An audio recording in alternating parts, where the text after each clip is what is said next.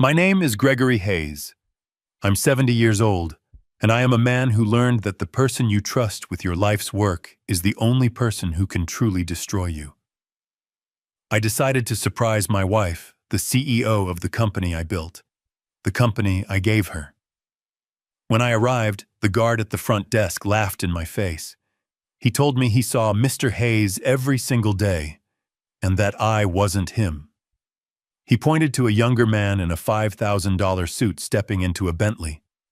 2 weeks later, I stood in the boardroom as my wife and her lover tried to sell my life's work for pennies. They thought I was just a confused old gardener. They didn't know I had spent the last 14 days gathering every piece of evidence of their fraud. I just smiled, looked at my old friend Dennis, the one man I could still trust, and said, "Plug in the USB drive." Before I tell you how I took back my company and exposed their entire scheme, let me know where you're watching from in the comments below. Hit that like button and subscribe if you believe that loyalty is the most important thing, and that betrayal deserves to be exposed.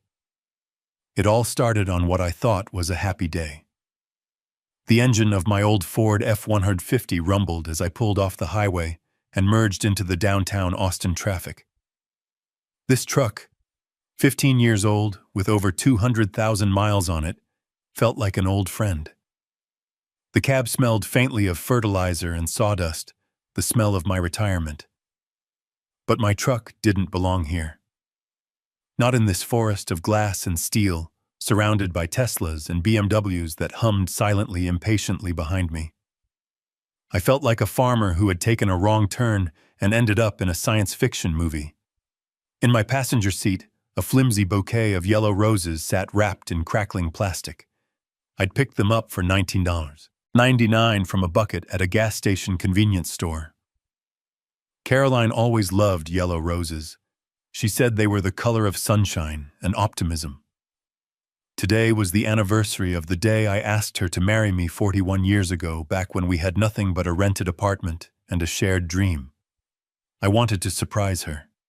It had been a long time since I surprised her. And then I saw it. The Hayes Innovations Tower. It shot 40 stories into the bright Texas sky, a monument of architecture that looked more like a crystal shard than a building. My name was on that building, etched in 10-foot-high chrome letters. My sweat. My life. I started it, you see. 40 years ago, in a dusty garage over on the east side with just me, a welding torch, and an idea for a new kind of logistical algorithm. I was a tinkerer, an engineer. I never wanted to be a businessman, but the world demanded it. Caroline, she was my first accountant. Smart, sharp, ambitious. She organized my chaos. I built the technology, and she built the empire around it. We were the perfect team. I gave it all to her 10 years ago. "Greg," I told myself on my 60th birthday, "you've done enough. Go fishing, plant a garden." Caroline was 60, vibrant. She loved the power of the game, and I loved her. So I handed her the keys. I signed the papers that made her CEO and majority shareholder. I trusted her, implicitly, and I did exactly what I planned. I went fishing. My hands, which used to sketch circuit boards and weld microchips, were now covered in soil and grease from my workshop. I was just a simple gardener, now a grandfather. A 70-year-old man in a flannel shirt and worn-out work boots. I pulled the truck into the underground parking garage, feeling like an intruder. The attendant looked at my truck, then at me, and I could see the question in his eyes. "Are you lost, old man?" I clutched the cheap roses tighter and walked toward the main lobby. The moment I stepped inside, the noise of the city vanished, replaced by the hushed, sterile hum of corporate power. The lobby wasn't a lobby. It was a cathedral. The floors were polished white marble that reflected the recessed lighting like a cold, still lake. The air smelled of nothing, just clean, expensive air. I hadn't been here in 3, maybe 4 years. It was Caroline's world now, not mine. I felt small. My work boots squeaked awkwardly on the marble. I walked toward the massive granite reception desk. I clutched the cheap plastic wrapping of the roses, my knuckles white. I approached the massive granite desk. It felt more like a fortress wall than a piece of furniture. A young man in a sharp black suit with a coiled earpiece and shoulders as wide as my truck's tailgate looked up from his computer screen. His name tag read, Miguel, Head of Security. He didn't smile. His eyes scanned my flannel shirt, my worn jeans, my muddy work boots. I was not a threat. I was just insignificant. Dirt on the marble. "Can I help you, sir?" His voice was polite but firm, the kind of politeness that's trained, not felt. A large polished chrome sign on the desk read, "Authorized personnel only." I tried to summon the confidence I used to have when I walked these halls as the owner. But that man was gone. I was just Greg the gardener. I gave him what I hoped was a friendly, disarming smile. "Yes, son. I'm here to see the CEO, Caroline Hayes." I lifted the roses slightly. "It's a surprise for our anniversary." Miguel's expression didn't change. He tapped on his keyboard. "Do you have an appointment, sir?" "Oh, no," I chuckled, trying to sound breezy. "It's a surprise, but it's all right. Just tell her, Greg is here. I'm her husband." The change was instant and shocking. Miguel didn't just smile. He laughed. A short, sharp, disbelieving bark that echoed in the cavernous lobby. He looked away from me for a second, as if sharing the joke with an invisible colleague, then looked back, his eyes full of pity. "Sir, I don't know what kind of game you're playing, but that's impossible." My smile froze. The blood drained from my face. "Impossible? What? What do you mean I am Gregory Hayes? I'm her husband." Miguel sighed, leaning forward conspiratorially, as if he were about to let me in on a secret. "Look, sir, I've been head of security here for 3 years. I see Mr. Hayes every single day. He's a very sharp man, very handsome, always in a perfect suit. He's probably upstairs in a meeting right now." I just stared. My mind couldn't form a coherent thought. It was a blank white noise of confusion. "Mr. Hayes, Mr. Hayes." Mr. Hayes." "No, you must be mistaken." I stammered, my voice sounding weak and thin. "I'm not mistaken, sir," Miguel said, his patience clearly wearing thin. "In fact, you're in luck." He pointed over my shoulder toward the massive, spinning glass doors. "There he is, coming out right now." I turned slowly, mechanically. My body felt like it was moving through wet cement. And I saw him. He was about 45, tall with dark, perfectly slicked back hair. He wore a navy blue suit that I instinctively knew cost more than my truck. It fit him like a glove. He moved with an animal grace and arrogant confidence that radiated power. He was carrying a slim leather briefcase, and as he passed through the doors, he barked an order into his phone, something about leveraging assets and aggressive restructuring. He was everything I was not. He was young. He was ruthless. He was the present. He saw me. His eyes, cold blue, flickered over me for less than a second. It wasn't even a glance. It was a dismissal. He saw an old man in a cheap shirt holding dying flowers. His lip curled just slightly in a sneer of pure, unadulterated contempt. Then he was gone, stepping off the curb and into the back of a gleaming black Bentley that had purred up to the entrance, the driver holding the door open for him. I stood there paralyzed. The $20 roses in my hand suddenly felt like they weighed 1,000 pounds. The plastic crackled in my grip. "See?" Miguel's voice came from behind me, smug. "That's Mr. Hayes. Now, sir, if you don't have an appointment, I'm going to have to ask you to out the premises." Mr. Hayes. He had called that man Mr. Hayes. My name. He was using my name. My mind raced, trying to catch up. This wasn't a mistake. This wasn't a misunderstanding. This was something else. Something dark. Something planned. Caroline. What had she done? How deep did this go? Was I erased? The blood that had left my face now returned as a hot, burning flush of pure, cold rage. But I couldn't show it. Not to this guard. Not yet. I needed to get upstairs. I needed to see her face. I stood there, the guard's words hanging in the cold marble air. Leave. The word echoed in my head. Leave my building. A hot flash of rage surged up my spine. I wanted to grab Miguel by his expensive suit jacket and tell him I owned the damn marble he was standing on. I wanted to tell him that the algorithm that paid his salary, that paid for this whole 40-story monument to excess, came from my brain. But I choked it back, instantly.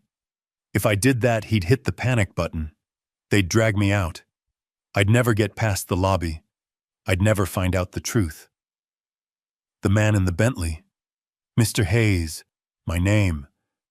My mind was a whirlwind trying to compute the impossible. Caroline. What was this, a mistake?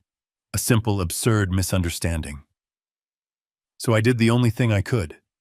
I played the part they had already cast for me, the confused, harmless old fool. I forced a laugh. It came out sounding dry and scratchy like old leaves skittering across pavement. Oh, goodness me. I chuckled, tapping my own forehead with the palm of my hand. Will you look at that? My mind is it's just Swiss cheese these days. Miguel's stern expression softened just a fraction. It turned from suspicion to that familiar dismissive pity. Sir, my apologies, son, I said, putting on my most folksy grandfatherly voice. I got confused. I'm not her husband. Good Lord, no. I laughed again, wiping a fake tear of embarrassment. I'm her father, Gregory Hayes. Old Gregory. She's Caroline Hayes. We have the same last name. You see, Hayes. It gets me all turned around. I looked down at the floor, trying to look as senile and embarrassed as possible. Miguel stared at me. He was processing this new information. I could see the gears turning. He looked at the information on his screen, then back at me. Gregory Hayes. Her father, he said, his voice hesitant. That's right, I said, trying to look proud. Haven't seen the place since she took over. Just wanted to stop by. She doesn't know I'm coming. Another surprise. Miguel frowned, still skeptical. It's just strange, sir. I've worked here 3 years. She's never mentioned a father. Ever. That single sentence was another knife twist. Never mentioned a father. She hadn't just replaced me as a husband. She had erased my entire existence from her corporate life. I had to think fast. Oh well, that's Caroline for you, I said, trying to sound wistful. Always so focused on the business. Forward, always forward. That's her motto. She doesn't like to talk about the old days, the old folks. You know how it is. I gave him a sad, knowing smile. It worked. His suspicion melted away, replaced by that easy pity. I was no longer a potential threat. I was just a lonely old dad she was too busy to talk about. I guess that makes sense, Miguel said, turning back to his computer. She is very intense. He typed for a moment. A small plastic card whirred out of a printer by his desk. He clipped it to a lanyard and handed it to me. All right, Mr. Hayes, here you go. I looked down at the pass. It read, Gregory Hayes, visitor, in the building I built. You'll need to swipe this to access the executive elevator, he said, pointing to a separate bank of elevators, all brushed steel and dark wood. It's programmed for the 40th floor only, the executive suite. Thank you, son, I whispered, my voice thick. I put the lanyard around my neck. The cheap plastic felt impossibly heavy against my chest. Thank you very much. No problem, sir. Have a good visit. I turned away from the desk, the bouquet of cheap roses still gripped in my left hand. I walked across the cold marble floor. Every squeak of my work boots echoed, announcing how out of place I was. I felt Miguel's eyes on my back, watching the old forgotten father shuffle toward the elevator. I reached the steel doors. I swiped the card. A small green light beeped and the doors slid open with a silent, expensive whoosh. I stepped inside. The doors closed, encasing me in a box of polished mahogany and silence. I was alone. My reflection stared back at me from the mirrored steel. The confused, folksy grandfather vanished. The man looking back was 70 years old, his eyes hollow with shock, but burning with a cold, clear rage. The elevator began its ascent. I had maybe 2 minutes. My heart was hammering against my ribs, a frantic bird in a cage. Mr. Hayes. A man half my age. A Bentley. A look of contempt. My wife. My Caroline. Was the guard mistaken? Could there be another Mr. Hayes working here? A senior partner, no. My gut, the same gut that told me when a weld was bad or when a storm was coming, was screaming. The guard wasn't mistaken. He was repeating the lie he had been told. The lie Caroline had been telling everyone. My 40-year marriage. Was it all a joke? Was I just the old fool in the country while she built a new life here with him? The elevator chimed softly. Floor 20. I looked at the cheap roses in my hand. I thought about throwing them on the floor, smashing them against the mahogany wall. But I didn't. No. I was going to give them to her. I was going to walk in, smile, and hand her these flowers. And I was going to watch her face turn. The elevator slowed. Floor 39. I took a deep breath, pushing the rage down, burying it deep beneath the image of the confused old man. The bell chimed. Floor 40. The doors opened. It was time to see my wife. Father. The word Miguel had used, the lie I had fed him, felt like acid in my mouth. I am not her father. I am the man who built this tower. My mind flashed back, pulling me from the sterile mahogany box to a place that smelled of oil solder and hot pavement. A one-car garage in South Austin 40 years ago. That's where Hayes Innovations was born. Not in a boardroom, but on a workbench I built myself from scrap lumber. I wasn't a CEO, I was an engineer. I was a problem solver. I spent my nights tinkering, fueled by black coffee and a dissatisfaction with the way the world worked. The shipping industry was a mess, inefficient, a dinosaur. And I had an idea. I remembered the night it hit me. 3 a.m. My garage was lit by a single bare bulb. I was sketching on a yellow legal pad.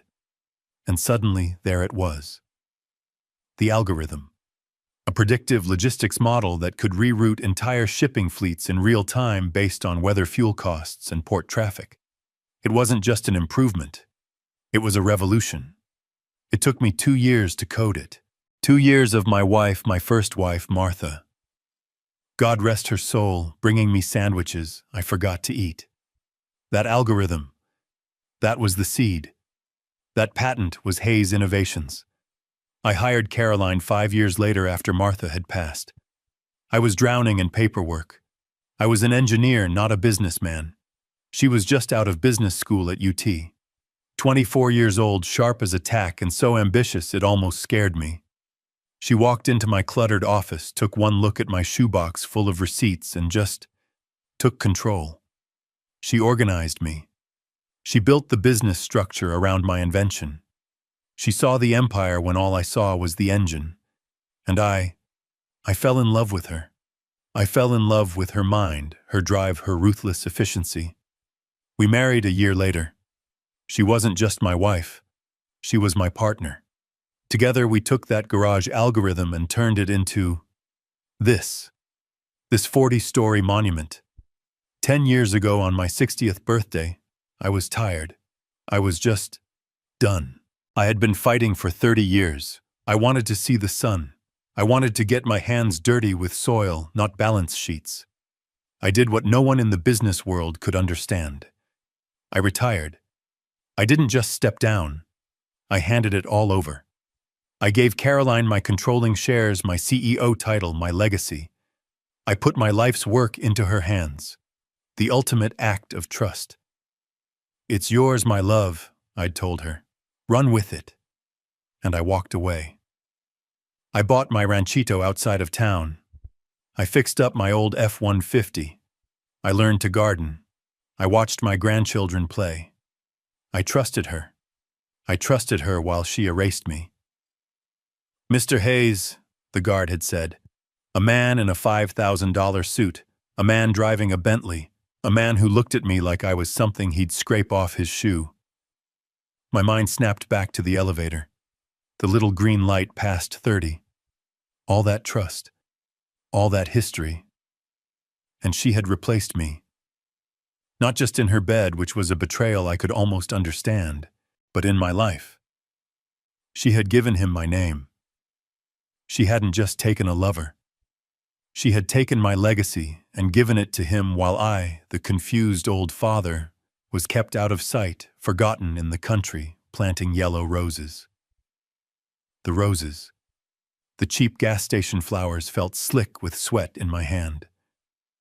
What a fool. What a blind, sentimental old fool. The elevator chimed a soft, pleasant sound that felt like a gunshot. The light for 40 lit up. The polished steel doors slid open.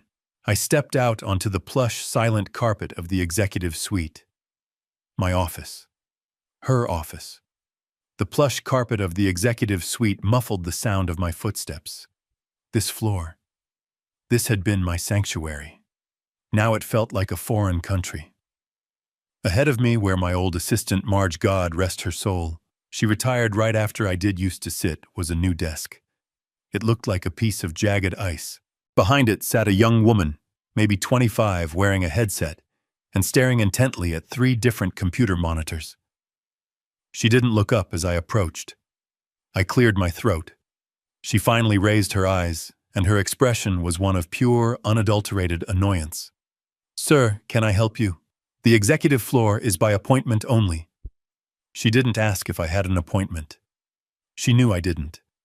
I was just an old man who had gotten lost. "I'm here to see Caroline," I said, my voice quiet. "Mrs. Hayes is in a meeting." She said, her fingers already flying across her keyboard, dismissing me. "I'll just wait in her office," I said. This finally got her full attention. She stood up.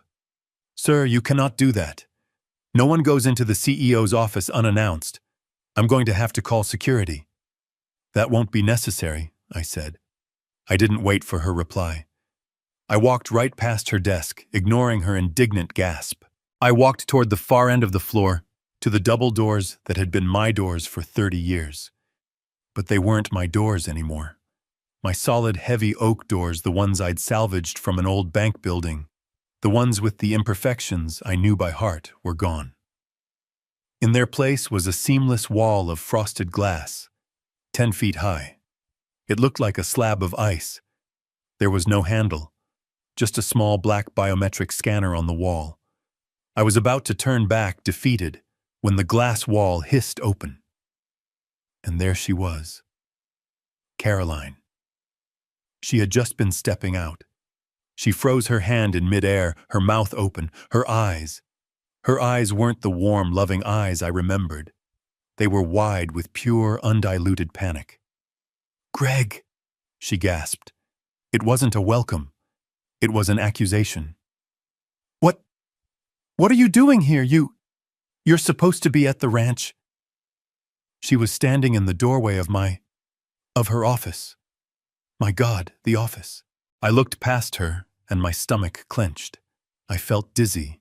She had gutted it. She had torn the soul right out of the room. My warm oak bookshelves crammed with engineering texts and photos of our children. Gone.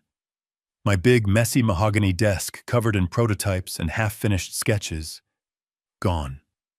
The soft, worn leather chairs where Dennis and I had planned this company. Gone. It was all white. White walls, white marble floors.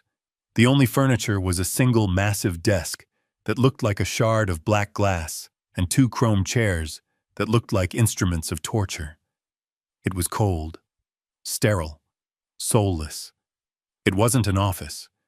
It was a holding cell in a futuristic prison. And then I saw it. On that sterile black desk in a sleek silver frame where our wedding photo used to sit. The photo of us 25 and 35 laughing in front of our first tiny office. It was gone. In its place was a new photo, a professional 8x10 shot of Caroline. She was in a stunning evening gown, her arm linked with him, with Mr. Hayes, Blake Manning. They were at some black tie gala clinking champagne glasses, smiling for the camera. They didn't look like colleagues. They looked like a power couple. They looked like they belonged together. I felt the blood drain from my face. My hand, the one holding the flowers, started to shake. "Greg, are you all right?" Caroline's voice was sharp, impatient. "You look pale. You shouldn't just show up like this. I'm incredibly busy." I looked at her. My wife. She looked amazing. Her hair was a brighter blonde than I remembered. Her suit was sharp, tailored, expensive. She looked 10 years younger. She looked like a stranger. I lifted the bouquet, the cheap gas station roses. They looked pathetic in this cold, white room. "Happy anniversary," I whispered. My voice was a dry croak. 41 years. Today. The day I asked. Her face. It wasn't joy. It wasn't even recognition. It was embarrassment. She flushed a deep, angry red. She looked quickly over her shoulder back into her empty, sterile office as if to make sure Mr. Hayes wasn't hiding in a closet. "Oh, Greg, I completely forgot," she stammered. "It's just with the quarterly reports and this meeting." She wouldn't meet my eyes. "Here," I said, pushing the flowers toward her. She took them. But she didn't take them like a gift. She took them like she was taking out the trash. She held them away from her expensive suit jacket. She didn't smell them. She didn't even look at them. "They're lovely," she lied. And then I watched. I watched as my wife of 41 years turned around, walked to a low white credenza behind her glass desk and just placed the bouquet there. She didn't put them in a vase. She didn't put them on her desk. She hid them. She hid my anniversary gift, the symbol of our past, like it was a piece of dirty laundry, something to be dealt with later when no one important was looking. She turned back to me and the panic in her eyes was gone, replaced by a brittle corporate smile. It was a mask and it was horrifying. "Greg, really?" she said, her voice a little too bright. This is sweet. But you should have called. You know I have back-to-backs on Wednesdays." "Oh, I know," I said, shuffling my feet, leaning into the confused old father act that had gotten me this far. I waved my hand dismissively. My mistake entirely. This place is, well, it's very impressive, Caroline, very clean." She nodded, accepting the compliment, her eyes darting toward the clock on the wall, then back to me. "Yes, we rebranded the executive floor last year, streamlined the aesthetics." "Streamlined, yes, that's the word," I said. "And I think I met one of your people downstairs. A very sharp fellow, tall, dark hair, driving a car nicer than my house." Her body tensed. It was almost invisible, just a slight tightening of her shoulders under the expensive suit jacket. A predator sensing a twig snap. "Oh, who was that?" she asked, her voice perfectly casual but a shade too high. "Well, that's the funny part." I chuckled, rubbing the back of my neck, playing the village idiot. "I must be getting really old. The security guard, Miguel, I think, he actually thought I was the visitor." I paused, letting the absurdity hang in the air. He pointed to this other fellow, the one in the fancy Bentley, and said he was Mr. Hayes. I looked at her with what I hoped was a look of pure, baffled amusement. Can you believe that he said, "That's Mr. Hayes, the CEO's husband"? I got so turned around, I think I told him I was your father. I laughed, a dry, wheezing sound. He called that fellow Mr. Hayes. I let the name hang in the air between us. Caroline. She didn't just smile. She threw her head back and laughed. It was a loud, sharp, practiced sound. It was the laugh she used at shareholder meetings when she wanted to dismiss a difficult question. It was armor. It was a weapon. It wasn't my wife's laugh. "Oh, Greg, honestly," she exclaimed, walking around her massive glass desk to pat me on the arm. It was a condescending gesture, like patting a misbehaving dog. "You, my father. That's hilarious. And Miguel. Oh, I'll have to have a word with him. He's new." She was radiating false amusement. "That," she said, gesturing vaguely toward the elevator, "was Blake Manning. He's our new executive vice president, our EVP. Blake Manning," I repeated, tasting the name. It felt bitter foreign. "Yes, he's an absolute star," she gushed, her eyes lighting up in a way they hadn't for me in years. "We stole him from a competitor in Zurich. He's my right-hand man. My left hand too, honestly. I don't make a move without him." I nodded, pretending to understand. "Ah, a star. Well, that explains the Bentley, I suppose." "Exactly," she said, missing the sarcasm entirely. "He's worth every penny. And, well, you know how office gossip is." She waved her hand dismissively, the large diamond on her finger, the one I bought her when we sold our first patent, catching the cold, sterile light. "We're inseparable. Always in meetings, traveling, pushing deals through. We're a team. People see that. They see us together, all the time. And they gossip. Mr. and Mrs. Hayes, they joke. It's just a silly office nickname." A plausible lie. A perfectly crafted, reasonable explanation. If I were just a confused old man, I would have accepted it. I would have nodded, apologized for the intrusion, and driven my rusty truck back to my garden. But I wasn't. And my eyes were locked on that silver-framed photograph on her desk, the champagne glasses, the evening gown, the way his hand rested on her waist. That was no office nickname. That was possession. "He's single, of course," she added almost as an afterthought, a little too quickly. "A complete workaholic, married to the job just like I am." The lies were piling up so fast, I wondered how she kept them all straight. "Well," I said, forcing another simple, empty smile, "that certainly explains it. A star, Blake Manning. I'll try to remember that." "You do that," she said, her smile tightening. The performance was over. She glanced at the clock again, this time with obvious, undisguised impatience. Her smile was tight, a mask of corporate patience that was clearly cracking. "Well, Greg, this has been a lovely surprise. But..." Just then her phone, which was lying face down on the glass desk, lit up and buzzed.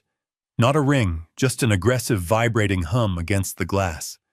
I was standing right in front of it. I couldn't help but see the screen. The caller ID was one word: Blake. Caroline lunged for it. She didn't just pick it up.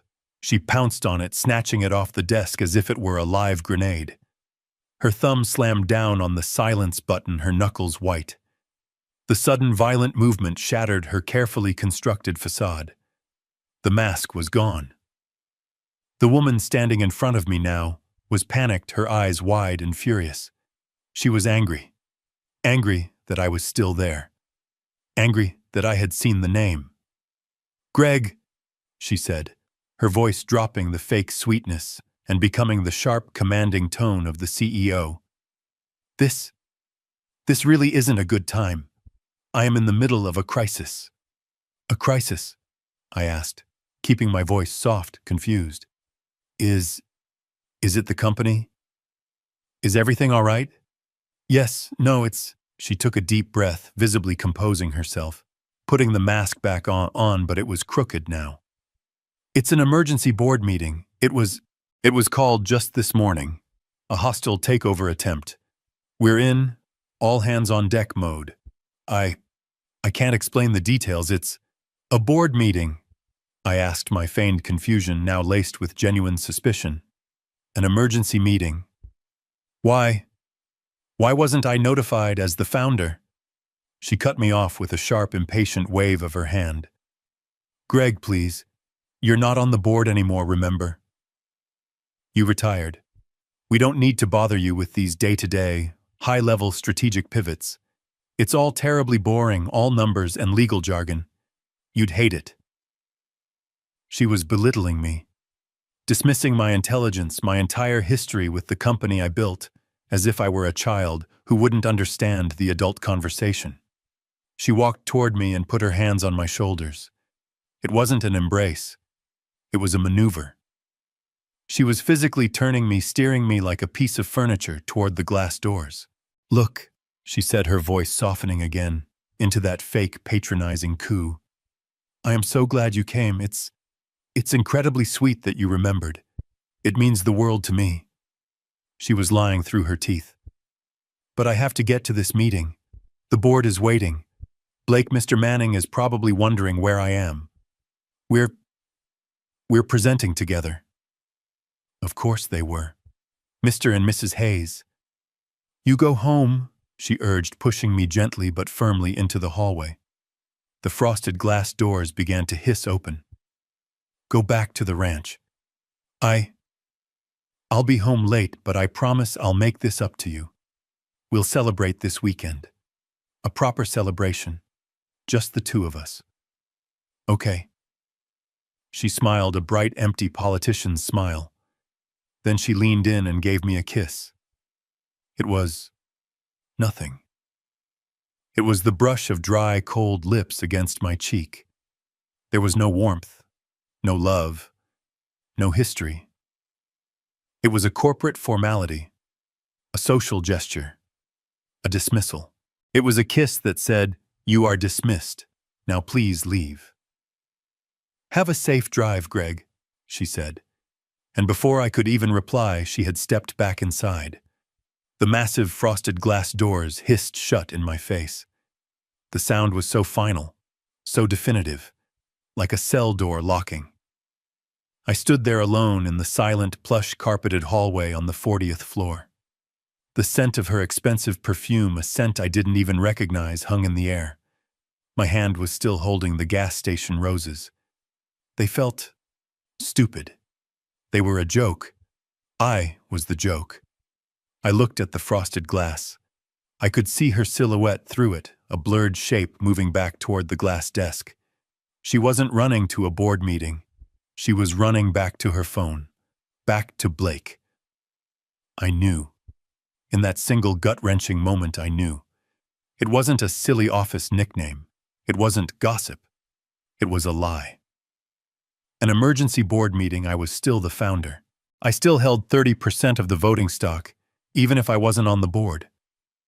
A hostile takeover attempt, I would have been the first person notified. The lie wasn't just bad. It was sloppy. She was so desperate to get rid of me, she hadn't even bothered to craft a good lie.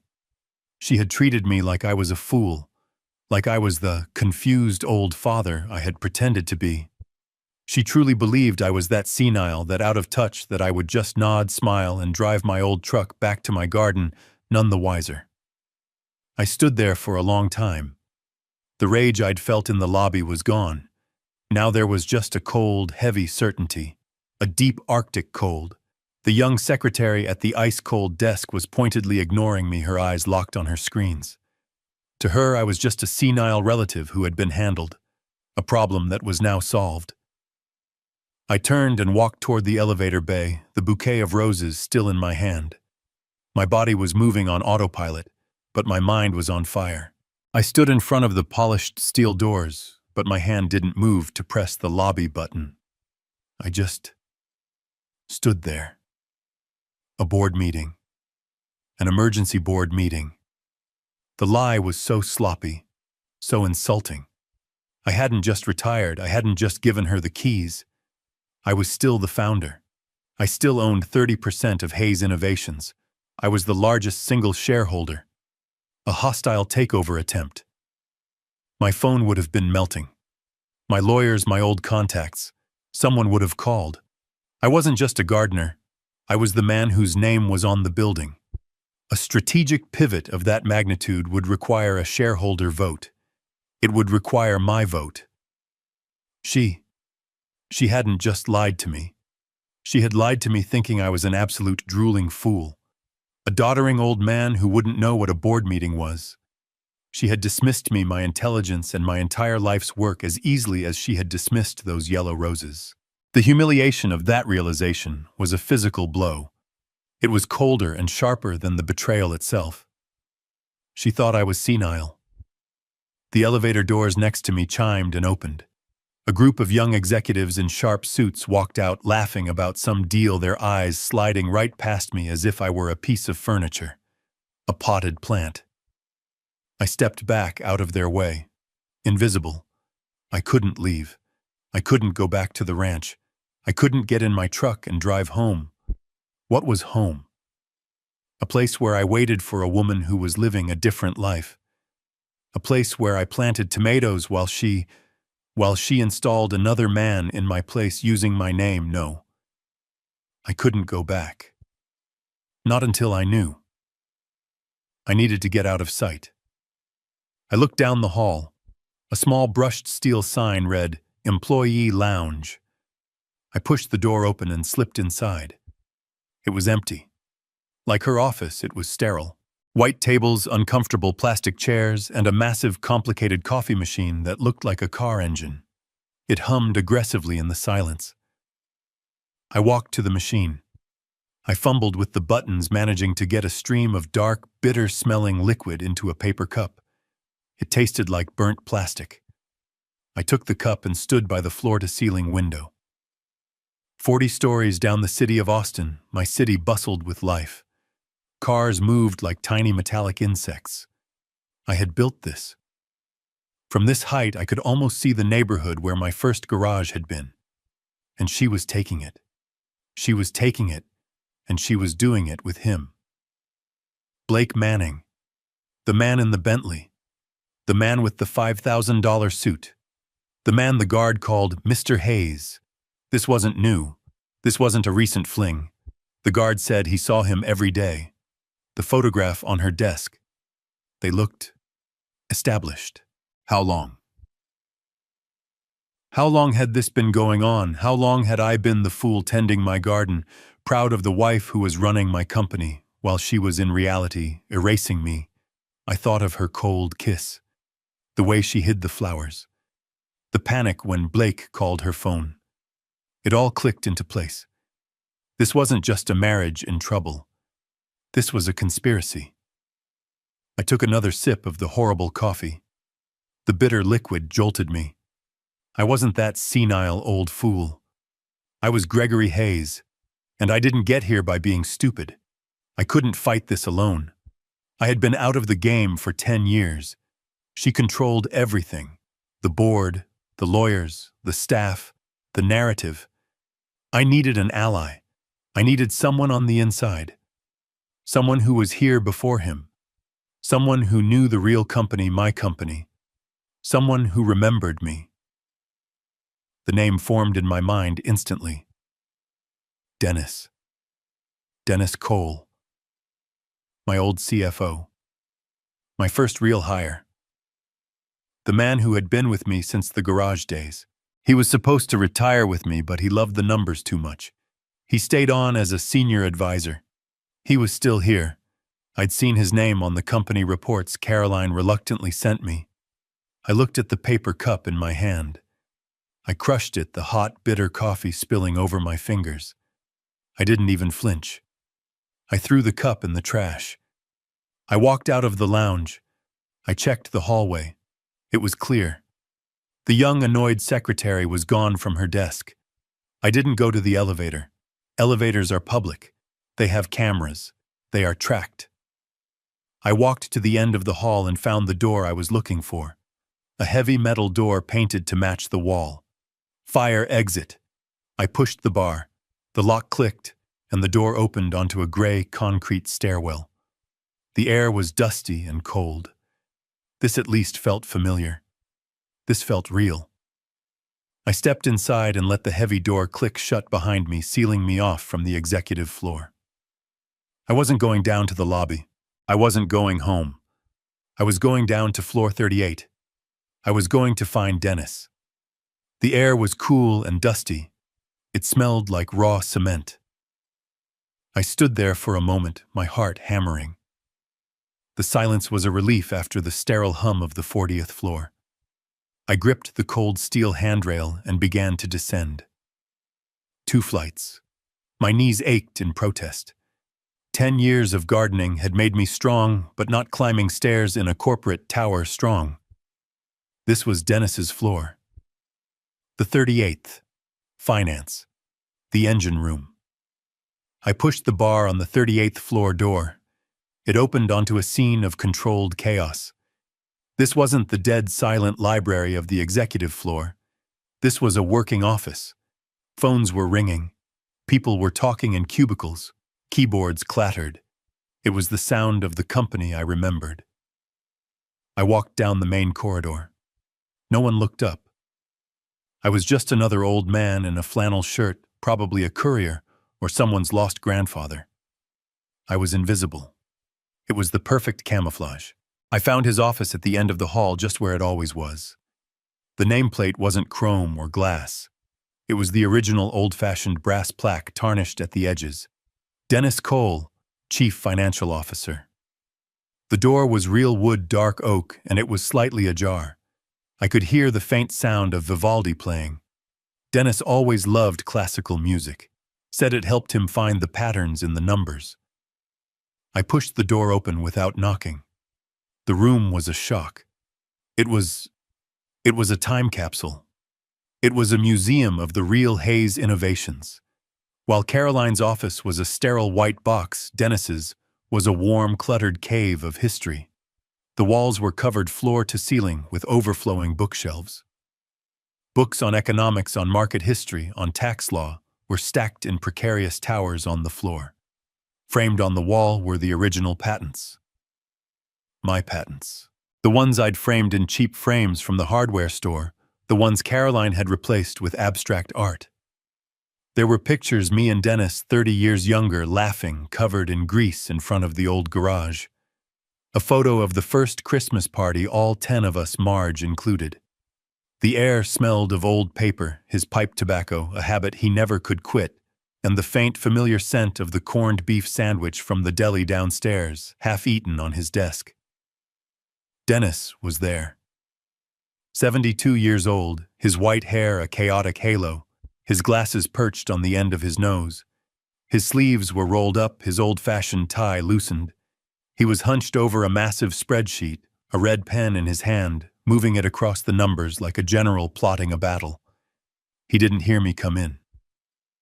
"You're going to go blind squinting at those numbers, old man," I said, my voice quiet. Dennis froze. The red pen stopped moving. It hovered over the paper for one long, silent second, and then it dropped, staining the spreadsheet with a small spreading red blot. He didn't turn around. Not right away. He just stopped breathing. "Greg," he whispered. He said my name like a prayer or a curse. He sounded terrified. Slowly, his old office chair creaking in protest, he turned. He saw me. His face, already pale, went the color of ash. His eyes, magnified by his thick glasses, were wide with a shock that was far beyond simple surprise. It was fear. "Oh my God," he breathed. "Greg, what are you—" I tried to smile. "Hello, Dennis. It's been a while. I brought you—" I lifted the stupid wilted roses. I'd forgotten I was still holding them. Dennis didn't smile back. He didn't stand up to hug his old friend. He launched himself out of his chair. He moved faster than I'd seen anyone his age move. He wasn't moving toward me. He was moving past me to the door. He shoved his head out into the hallway, looking left, then right, his eyes darting frantically. "Is anyone with you? Did she see you come in here?" he hissed. "No, I don't think so," I stammered. "Dennis, what?" He didn't let me finish. He grabbed the front of my flannel shirt with a surprisingly strong grip and yanked me fully into the office, out of the hallway, as if I were on fire and he was pulling me to safety. He slammed the heavy oak door shut. The thud of the door was loud, final. It cut off the sounds of the office. We were plunged into the quiet of Vivaldi's violins. And then I heard another sound, a heavy click, the sound of a deadbolt. Dennis had locked us in. He turned and sagged against the door, his back to it, breathing hard. He looked at me, his face slick with a sudden cold sweat. "Greg, in God's name, what are you doing here?" he whispered, his voice trembling with a raw, genuine terror I had never heard from him in 30 years. You can't be here. You shouldn't be here." He looked at the visitor's pass hanging around my neck. "Who let you up, Miguel?" "He thought I was her father," I said, my own voice barely audible. "Her father," Dennis let out a choked, bitter laugh. "Oh God, that's even worse." He ran a shaky hand through his white hair. "Greg, listen to me," he said, pushing himself off the door and coming toward me, his eyes wild. "You need to leave, right now. You need to get in your truck, drive back to the ranch, and you need to forget you ever came here. This place, this isn't our company anymore. It's not safe. It's not safe for you." "Not safe," I repeated, my voice hoarse. My mind was still stuck on the cold kiss, the hidden flowers. "Dennis, what in God's name are you talking about?" "I came to surprise Caroline for our anniversary.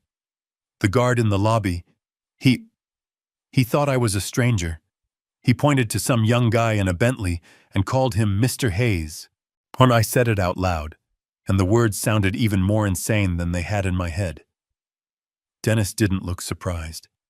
He just looked tired, infinitely, painfully tired. He walked slowly, heavily back to his desk and sank into his old, creaking leather chair. He ran his hands over his face, his fingers trembling. "So," he whispered, his voice muffled by his hands. "It's finally out in the open. I was wondering when you'd find out." "Find out what?" I demanded, my voice rising. I threw the wilted roses onto a stack of financial reports. "Find out that my wife has a pet name for her new EVP. That's what she told me. Blake Manning.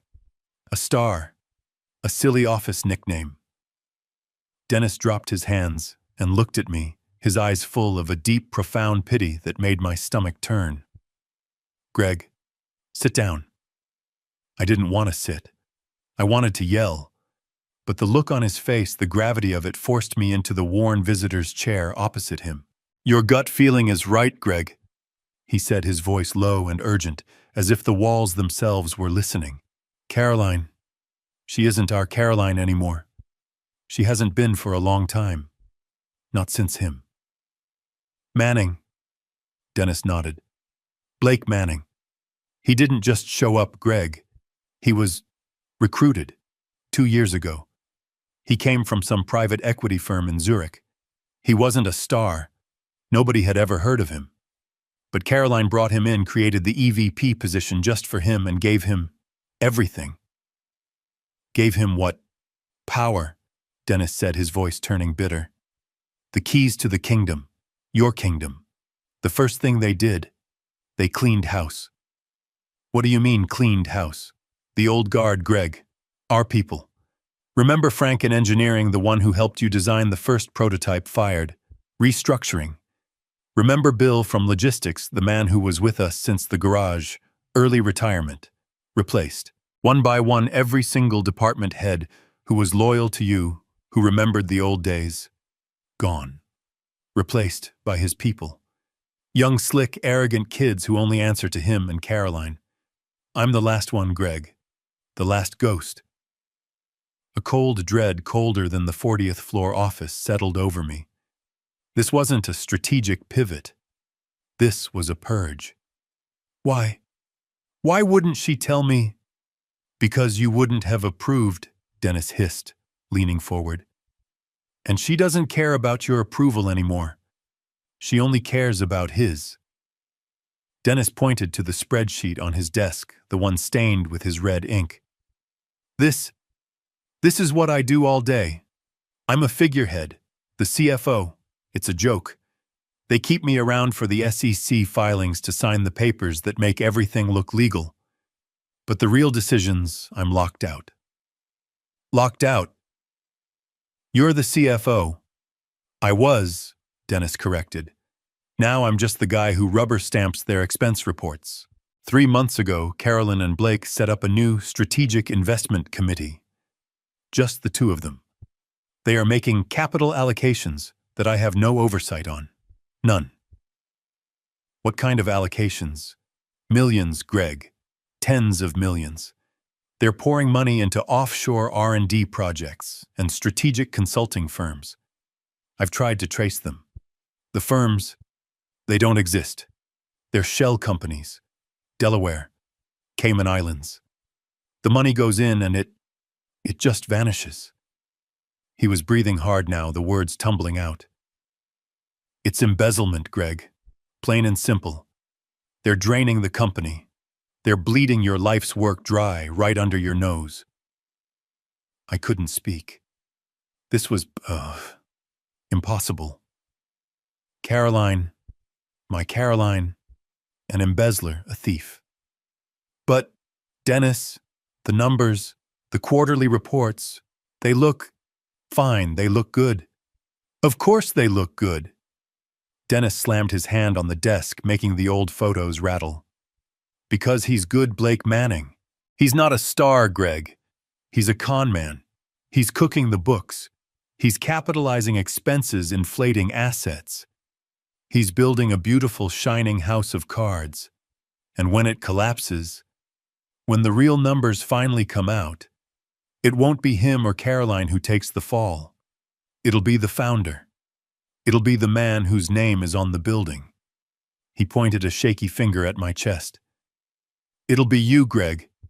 You'll be the one left holding the bag. I stared at him.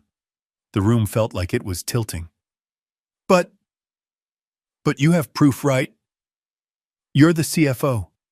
You have the numbers. We can stop them. Dennis's face crumpled. The fire in his eyes died, replaced by that same terrifying fear. No, he whispered, his voice cracking. That's the problem. That's why they're letting me stay. He tapped his computer monitor. I'm locked out of the core servers. They've firewalled me. I can only see the final numbers, not the raw data. I can't access the international wire transfer details. I can't see the contracts they're signing. I can't prove a single damn thing. I just know it's happening. He looked at me, a 72-year-old man, a financial genius on the verge of tears.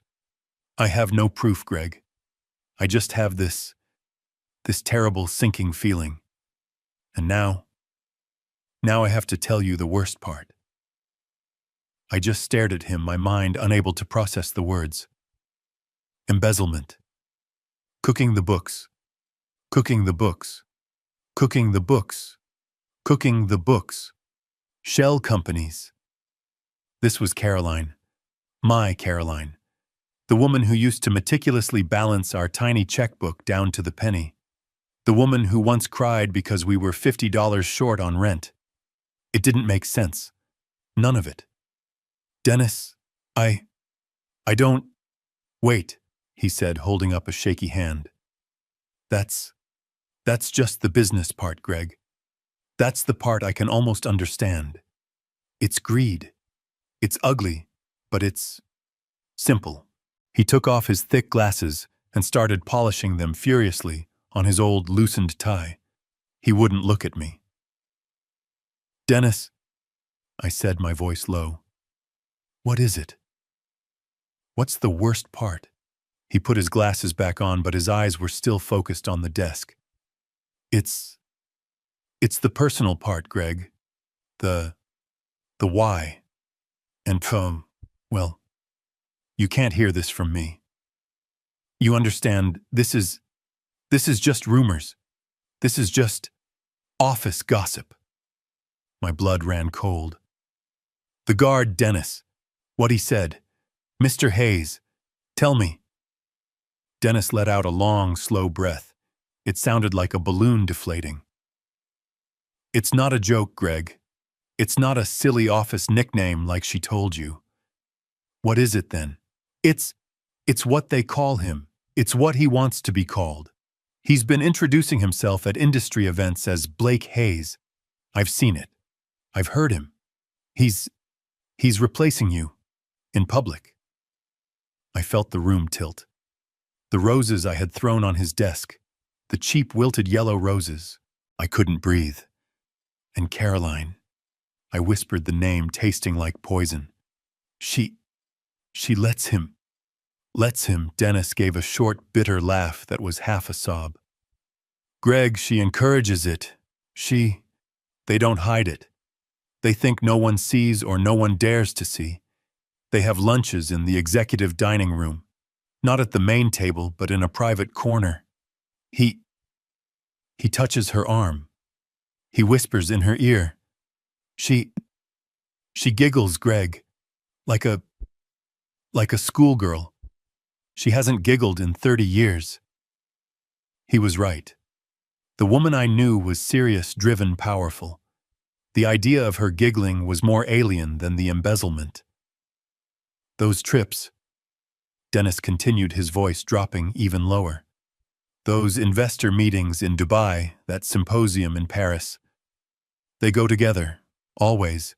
And, Greg, I still have to sign the expense reports. They're not stupid enough to put it all on one bill, but it's always the same hotel. Different rooms, but always the same hotel. They think I don't see. They think I'm just an old fool, too. He looked at me, his eyes brimming with a shared terrible pain. She's with him, Greg. In every way. They act like a married couple. They finish each other's sentences in meetings. They present as a unit. Blake and Caroline Hayes. That's the brand they're building. And that photograph. The one on her desk. The champagne. It all made a sick, terrible sense. This isn't just a midlife crisis, Greg, Dennis said, his voice hardening. This isn't just an affair. It's a merger. He's not just her lover. He's her partner. And they are systematically, piece by piece, dismantling your legacy and replacing it with theirs. He looked around his cluttered, warm office at the pictures of me and him at the old patents. This, all of this, our history. They're erasing it. They're whitewashing it. Just like she did to your old office. Why, Dennis? I finally choked out. Why? Why do this? Because he wants it all, Dennis said simply. And because she's so blinded by him, so terrified of being old, I guess, that she's willing to give it to him. He leaned forward, his voice a strained whisper. And that's why I'm next, Greg. That's why I'm the last one. She's been trying to get rid of me for a year. First it was a generous retirement package. Dennis, you've earned it, she said. I told her I'd retire when I was dead. Then came the performance reviews. Me. A performance review, after 40 years. Last week they cut my access to the main servers. They're trying to make me irrelevant. They're trying to make me quit. Why, Ma? I asked, though I already knew the answer. Because I'm the last one who remembers you, he said, his voice cracking with emotion. I'm the last one who knows the real numbers. I'm the only person left in this whole damn building who has the authority to even question the books. They want me gone, Greg. They want me to disappear, so there's no one left to watch the henhouse. So Mr. Hayes can take it all. I sat back. The cheap visitor's chair creaked under my weight. Dennis? I said, my voice surprisingly calm, the cold Arctic certainty settling deep in my bones. It's a coup. He just nodded, his face ashen. It's a coup, Greg. And they're in the final stages. They're winning. And until you walked through that door, I was the only one who even knew we were at war. I stared at Dennis, my oldest friend, the last good man in the building. He looked defeated, terrified, a man backed into a corner waiting for the end. The Vivaldi was still playing, but it sounded like a funeral dirge. No, I said. My voice was quiet, but the coldness in it made Dennis look up, surprised. No, you're not the only one, I said, standing up. Not anymore. Now, there are two of us. The fear in his eyes didn't disappear, but something else flickered there. Hope. Greg, what are you thinking? You can't fight them. They control everything. The board, the lawyers, the servers. They don't control me, I said. And they don't control the 30% of this company that still has my name on it. I looked at the locked door. We can't talk here. The walls at Peum, they probably have ears. Dennis nodded slowly. You're right. Where? Someplace old, I said. Someplace they wouldn't even know exists. We didn't take the elevator. We walked down 38 flights of the cold, concrete fire stairs. My knees screamed, but I barely felt it. The anger was a strange, powerful fuel. We walked out of the lobby separately. Dennis went out the front. I went out through the parking garage, a ghost in my own machine. I met him 10 minutes later at the Alamo. It wasn't a landmark. It was a coffee shop. A greasy spoon diner 2 blocks from the old garage, stuck between a laundromat and a check cashing place. The vinyl on the booths was cracked and held together with duct tape. The air smelled of stale coffee and bacon grease. This was our real office. This was where Dennis and I had huddled over coffee and legal pads 40 years ago, sketching out the very business plan that Caroline was now using to destroy me. The irony was so thick I could barely breathe. We slid into our old booth in the back, the one by the noisy air conditioner. Greg, this is insane, Dennis whispered nervously, stirring his black coffee. Even if you know, what can you do? She's the CEO. She has the legal authority. She and Blake have covered their tracks. It's over. No, I said. It's not over. It's just beginning. I looked at him. You're right, they think I'm a fool. They think I'm a senile old gardener. Caroline, she wants me to be that. She needs me to be that. So what's the plan? The plan is to be exactly what she thinks I am. I can't fight her if she knows I'm coming. She's expecting me to go home, lick my wounds, maybe hire a lawyer and make some noise. She's prepared for that. What isn't she prepared for? Dennis asked. She isn't prepared for me to disappear. She isn't prepared for me to agree with her. I pulled out my cell phone. My hands were shaking, but not from fear. It was anticipation. I'm going to give her exactly what she wants, I said. I'm going to give her space. I'm going to give her ting. I found her number in my contacts. Caroline. My finger hovered over the call button. Greg, what are you going to say? I'm going to give the performance of my life, I said. I took a deep, rattling breath, trying to summon the image of the confused, heartbroken old man I was supposed to be. I pressed the button. It rang once, twice. Greg! Her voice was sharp, impatient, annoyed. She was clearly in the middle of something, probably with him. Caroline, honey, is this a bad time? I made my voice sound weak, shaky, on the verge of tears. I put my hand over the receiver, muffling it slightly. Greg, I told you I was in meetings, she snapped. What is it? Did you get home okay? Yes, I'm almost home, I lied. But I've been thinking, honey, On the drive, I've been thinking a lot. Thinking about what? She asked, her impatience palpable. About today. About me showing up like that. Oh, honey, I am so sorry. I put a fake sob into my voice. I interrupted you.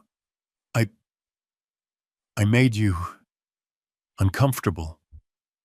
I saw the look on your face. I'm just an old fool getting in the way. There was a silence on the other end.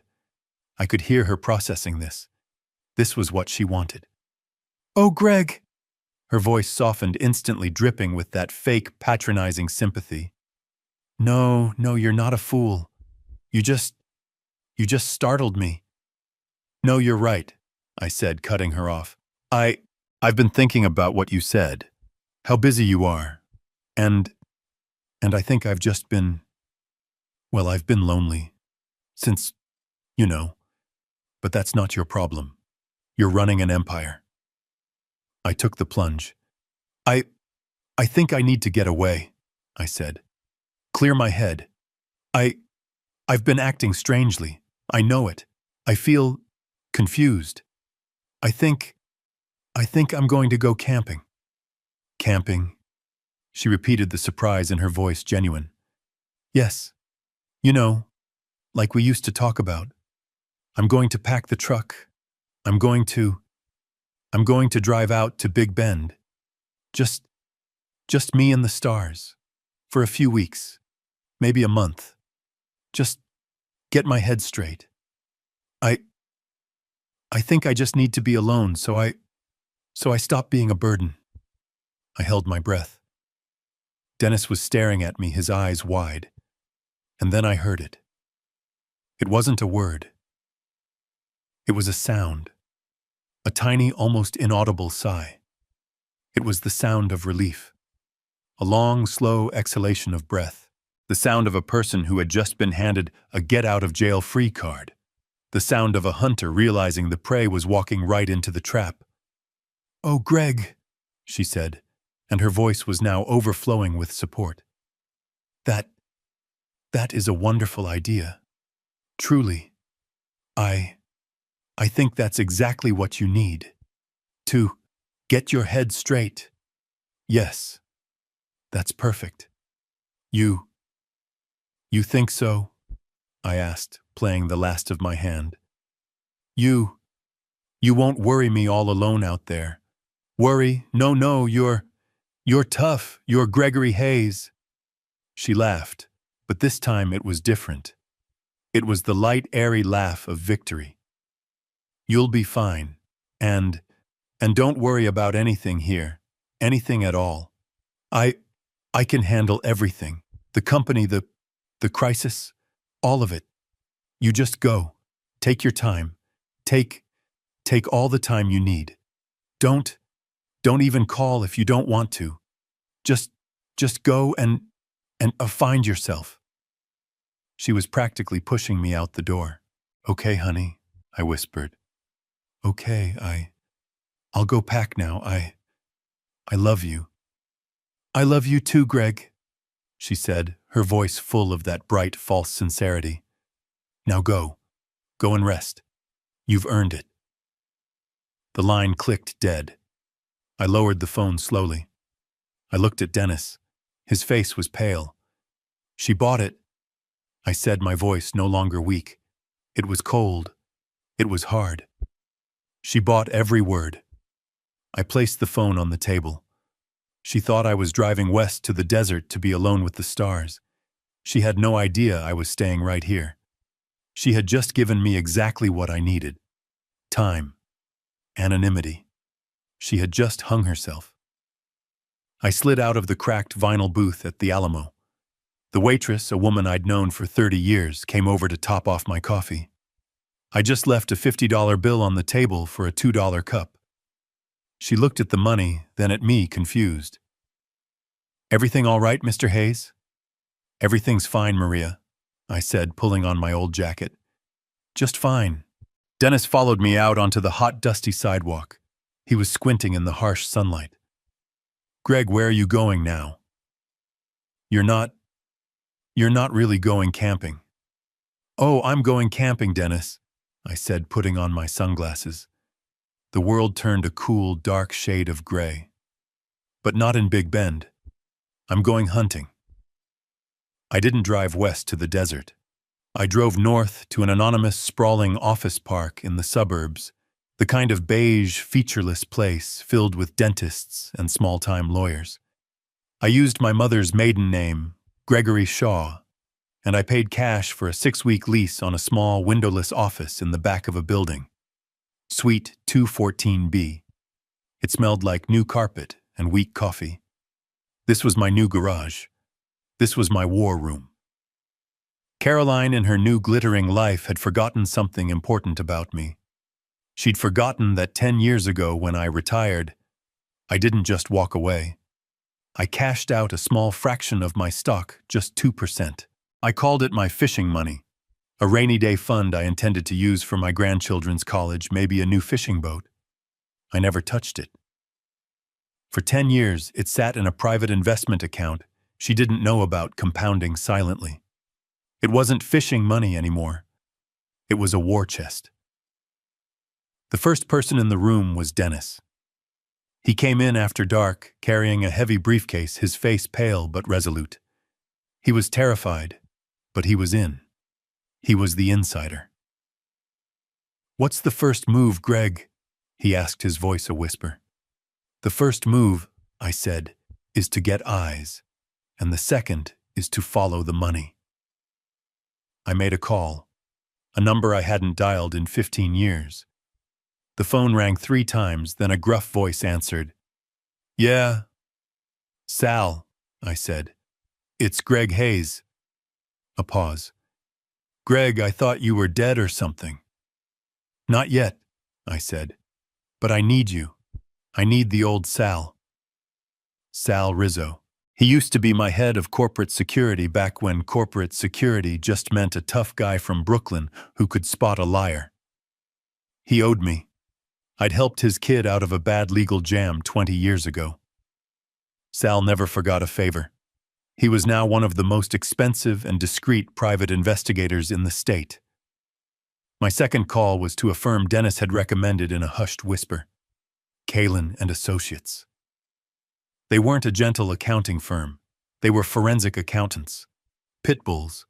The kind of people you hire when you know someone is stealing and you need the proof to send them to prison. 2 days later, we were all in Suite 214B. The room was small, hot, and felt charged with electricity. There was me. There was Dennis, my ghost, in their machine. There was Sal, the PI. He was in his late 60s like me, but he looked like he was carved out of hard rock, his face a map of old scars. And there was Ms. Kalin, the forensic accountant. She was a woman in her 40s, sharp, dressed in a severe black suit, with cold eyes that looked like they could see through steel. She didn't say much.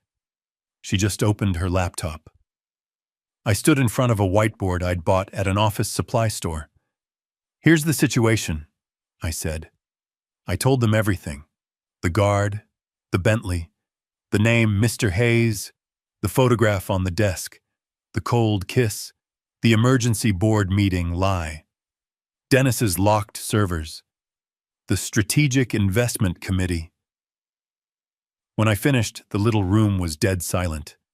Sal was the first to speak. He just grunted. "So you got a snake in the house, Greg. 2 of them. A classic honeypot takeover. What do you want me to do?" I turned to him. "I want him.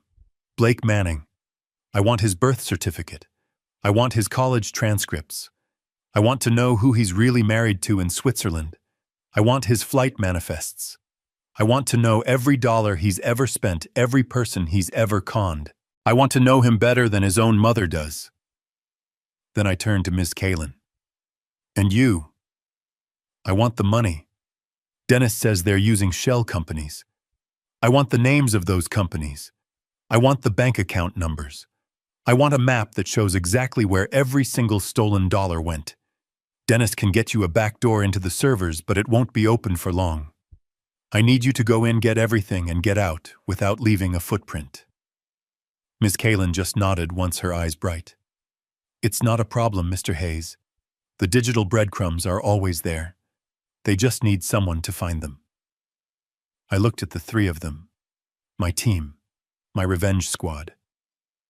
My wife, Caroline. She thinks I'm in the desert.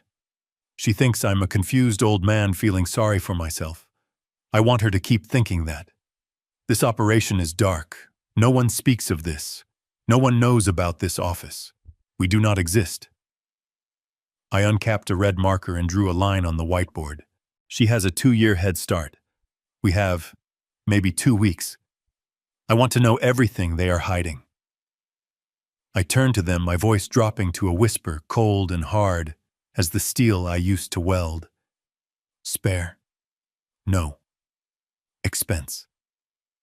The next 72 hours were the longest, quietest 3 days of my life. I didn't go back to the ranch. I couldn't. I stayed holed up in that beige, windowless box, Suite 214B. I'd bought a cheap cot from a sporting goods store and set it up in the corner. I slept in my clothes. Dennis, bless his heart, was my lifeline. He'd sneak out of the office twice a day, bringing me sandwiches from the deli downstairs and whispered updates. She hasn't asked about you, he'd say. She just seems relaxed, happy. Of course she was. I was in the desert finding myself. I was out of her hair. I was irrelevant. And that irrelevance was my greatest weapon. My phone sat dark on the folding table. She hadn't called once to check on her confused old husband. That was all the confirmation I needed. On the third afternoon, the door to the office opened without a knock. Sal Rizzo walked in. He looked exactly the same as he had 15 years ago, like a block of granite in a cheap suit. He didn't say hello. He just tossed a thick beige manila envelope onto the folding table. It landed with a heavy final thud. You were right, Greg. He grunted. He poured himself a cup of the mud we were calling coffee and didn't even wince. You got a snake in the house, 2 of them, and the male is a pro. My hands were perfectly steady as I opened the clasp on the envelope. I was past shaking. The first things I pulled out were photographs, 8 by 10 glossy high resolution. My wife Caroline stepping out of the black Bentley that Mr. Hayes had been in. The photo was time-stamped 7:08 a.m. that morning. She was kissing him, not a peck on the cheek. A deep, lingering kiss right there on the sidewalk of a downtown high-rise. That's the Dominion, Sal said, pointing a thick finger at the building in the background. His place, penthouse, $10 million view of the city. He's been living there for 18 months. He must be doing well for himself, I said. My voice was dangerously quiet. He's doing great, Sal sneered, especially since he's not paying for it. He pulled another document from the envelope, a lease agreement. My eyes scanned the lines. Lessee, Manning Strategic Ventures, LLC. Lessor, Hayes Innovations. What the hell is this? I whispered. Dennis, who was standing by the whiteboard, leaned in his face, turning pale. It's executive housing, Sal explained, his voice dripping with sarcasm. Your company, Hayes Innovations, is leasing the penthouse from Blake's personal shell company, Manning Ventures, for the low price of $80,000 a month. And then, your company gives that lease right back to Blake, for him to live in. He let that sink in. It's a clean wash, Sal continued. He gets his $10 million penthouse and your company pays his other company $80,000 a month for the privilege. Your wife signed off on it. Strategic corporate necessity. $80,000 a month. My mind raced. And her? I asked, my voice a croak. Sal slid another sheet of paper across the table. It was a surveillance log. Simple columns. Date. Time in. Time out. My team has been on him since your call. She's there. She's always there. Her car is in the private garage. She hasn't been back to the ranch in at least 3 weeks, Greg. She's living with him 5 nights a week, sometimes 7. She just pretends to go home. And the Dubai trip, the investor meeting. Sal had the flight manifest. 2 first-class tickets booked 6 months ago. Mrs. Carolyn Hayes and Mr. Blake Manning. He had photos from the airport, them returning just 2 days before I'd shown up. They were tanned, laughing, holding hands as they waited for their bags. I felt a sickness rising in my throat, the sheer brazen arrogance of it. "So," I said, trying to keep my voice even, "he's just a very successful lover. He's bleeding her, and she's bleeding the company to pay for him." "Oh, it gets better than that, Greg," Sal said. He took a sip of the coffee. "He's not just a snake. He's a pro." He tossed one last document onto the pile. It was in French and German, a government document. "What's this?" "That," Sal said, "is a Ehebescheinigung, a marriage certificate, from Geneva, Switzerland, dated 4 years ago. Our boy Blake, he's got a wife, a different one. Name's Isabelle Fournier, daughter of some big-shot Swiss banker." I just stared. The room was silent. "He's not just playing you, Greg," Sal said, a note of almost admiration in his voice. "He's playing her. He's using your wife to gut your company, and I guarantee you, this Swiss wife has no idea her husband is in Texas playing Mr. Hayes." I leaned back in my cheap folding chair. It creaked under my weight. I looked at the photos, the kiss, the penthouse, the Swiss marriage certificate. I should have felt heartbroken. I should have felt the sting of betrayal. 41 years of marriage, gone, destroyed. But I didn't. I felt nothing.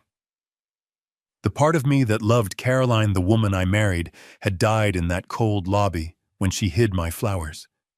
No, what I felt now was something else entirely. It was a cold, clarifying, crystal-clear rage. This wasn't a tragedy. This was an insult. She hadn't left me for a great love. She hadn't left me for a better man.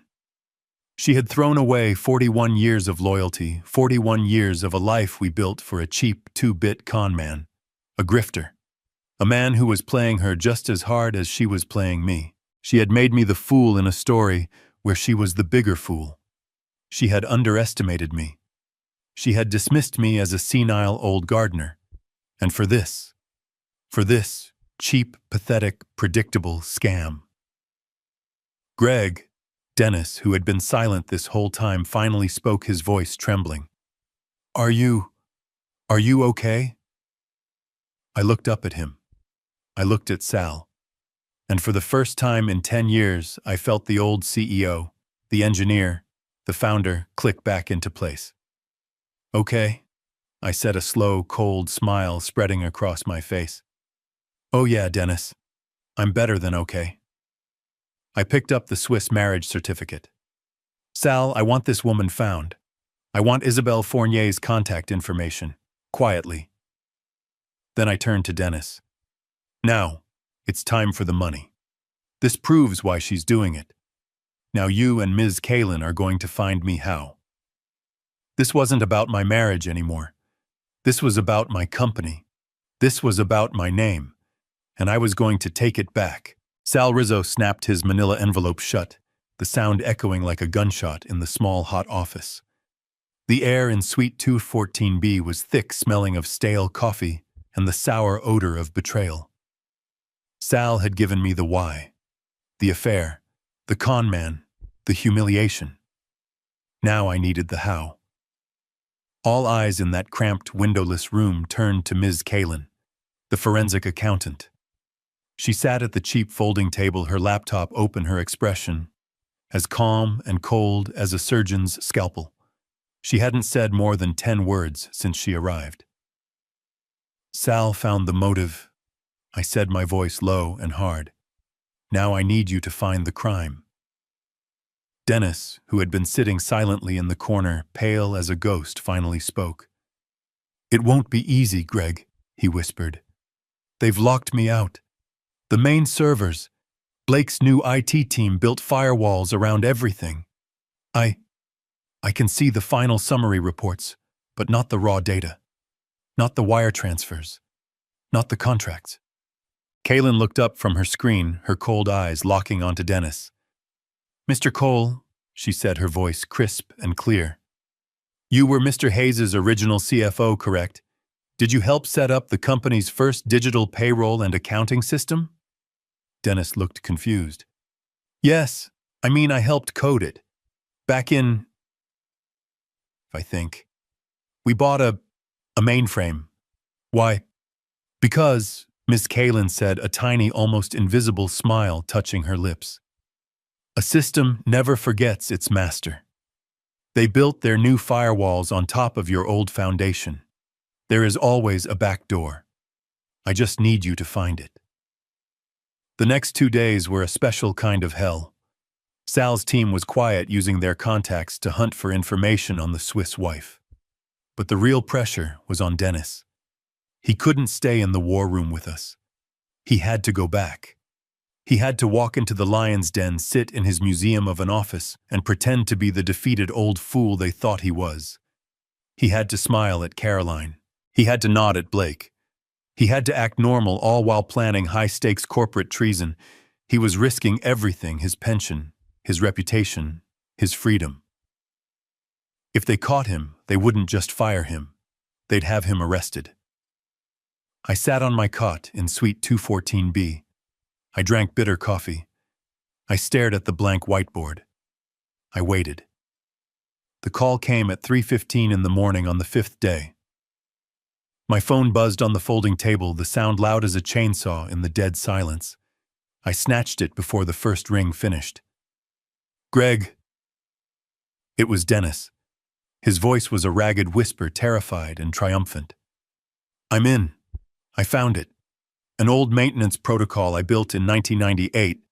A diagnostic port that bypasses the main firewall. It's a hole, Greg. But it's not stable. They've got automated security sweeps. I don't think I can keep it open for long. An hour, maybe 2, tops." I was already shaking Ms. Kaylin awake. She was asleep on a cot in the corner, fully dressed in her black suit. She was awake instantly. No grogginess, just pure, cold focus. She was at her laptop before I even hung up. "Give me the access credentials, Mr. Cole," she said into her own earpiece. "I'm going in." For the next 2 hours, the only sound in that tiny room was the furious, rhythmic click, click, click, click of Ms. Kaylin's keyboard. She didn't speak. She just flew. Her eyes scanned lines of code directories and encrypted files flashing across her multiple screens. Sal and I just watched. We were 2 old dinosaurs watching a velociraptor hunt. "They're sloppy," she muttered, once her lip curling in professional contempt. "They're arrogant. They hid the theft, but they hid it under strategic investments. And they didn't bother to encrypt the subledgers. Amateurs." Then at 5:17 a.m., just as the sky outside was turning a sick, bruised gray, she stopped. "I have it," she said, her voice flat. "Dennis, close the door. Now." Dennis terminated the connection from his end. Ms. Kaylin leaned back, cracked her neck, and looked at me. The look in her cold eyes sent a chill down my spine. "Well, Mr. Hayes," she said, "they aren't just stealing from you. They're gutting you." She turned her laptop and connected it to a small projector we had bought. She aimed it at the blank whiteboard. The room was suddenly illuminated by a spreadsheet. But it wasn't just a spreadsheet. It was a map. A map of our ruin. "Your instincts were correct." She began, using a red laser pointer. "They have established a network. 3 primary shell corporations." She drew 3 boxes on the whiteboard with a dry erase marker. "First, Manning Strategic Ventures, LLC, registered in Delaware. This is the one Sal found. It's Blake's personal slush fund. It's how he pays for the penthouse, the Bentley, the watches." She drew a second box. "CB Holdings, registered in the Cayman Islands." "CB," I whispered. Caroline and Blake. Dennis breathed, his voice full of disgust. How disgustingly sentimental. Ms. Kalin ignored him and drew a third, larger box. Apex Global R&D Partners, also in the Caymans. This one is the monster. She started drawing lines, arrows of money flowing from a box labeled Hayes Innovations to the 3 shells. They're bleeding the company in 2 ways, she said, her voice sharp as a new blade. First, Manning Ventures and CB Holdings are billing your company tens of millions of dollars in consulting fees. Consulting for what? I asked. For nothing, she said. It's just theft. Caroline as CEO approves the invoices. Blake as EVP cosigns. The money goes straight from your corporate operating budget to their offshore accounts. I felt dizzy. I gripped the edge of the table. How much? So far, I have tracked $42 million in consulting fees alone in the last 18 months. Dennis made a choking sound and had to sit down. 42 million. But Ms. Kalin wasn't finished. That's just the stupid theft, she said. The smart theft is Apex Global R&D. She pointed the laser at the third box.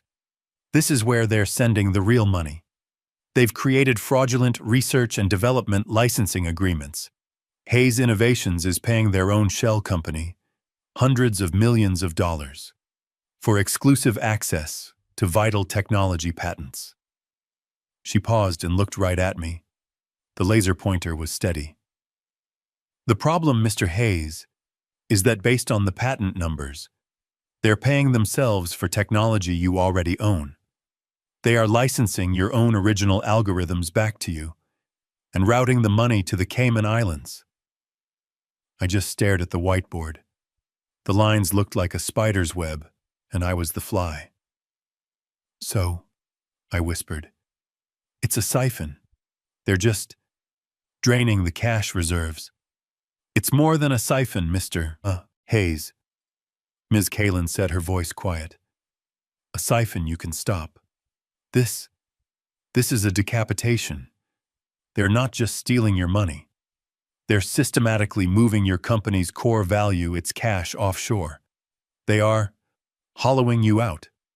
They're leaving behind an empty shell, a company full of debt, old inventory, and payroll obligations, a company that is technically bankrupt. She turned off the projector, plunging the room back into the dim gray morning light. I'm sorry, Greg, Dennis whispered from his chair, his face ashen. I knew it was bad. I didn't know it was this bad. This is everything. No, I said, my voice low. Not everything. Ms. Kalin was looking at her screen again, her brow furrowed. Mr. Hayes, there's something else. The cash is bad, but there's a deeper transaction here.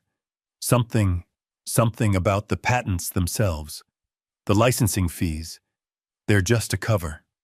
I need more time. There's another layer here I don't understand yet. It looks like, my God, it looks like they didn't just license the patents. It looks like they moved them. I don't understand, I said, my voice flat. Moved them? What does that mean, moved them? You just said they were licensing them.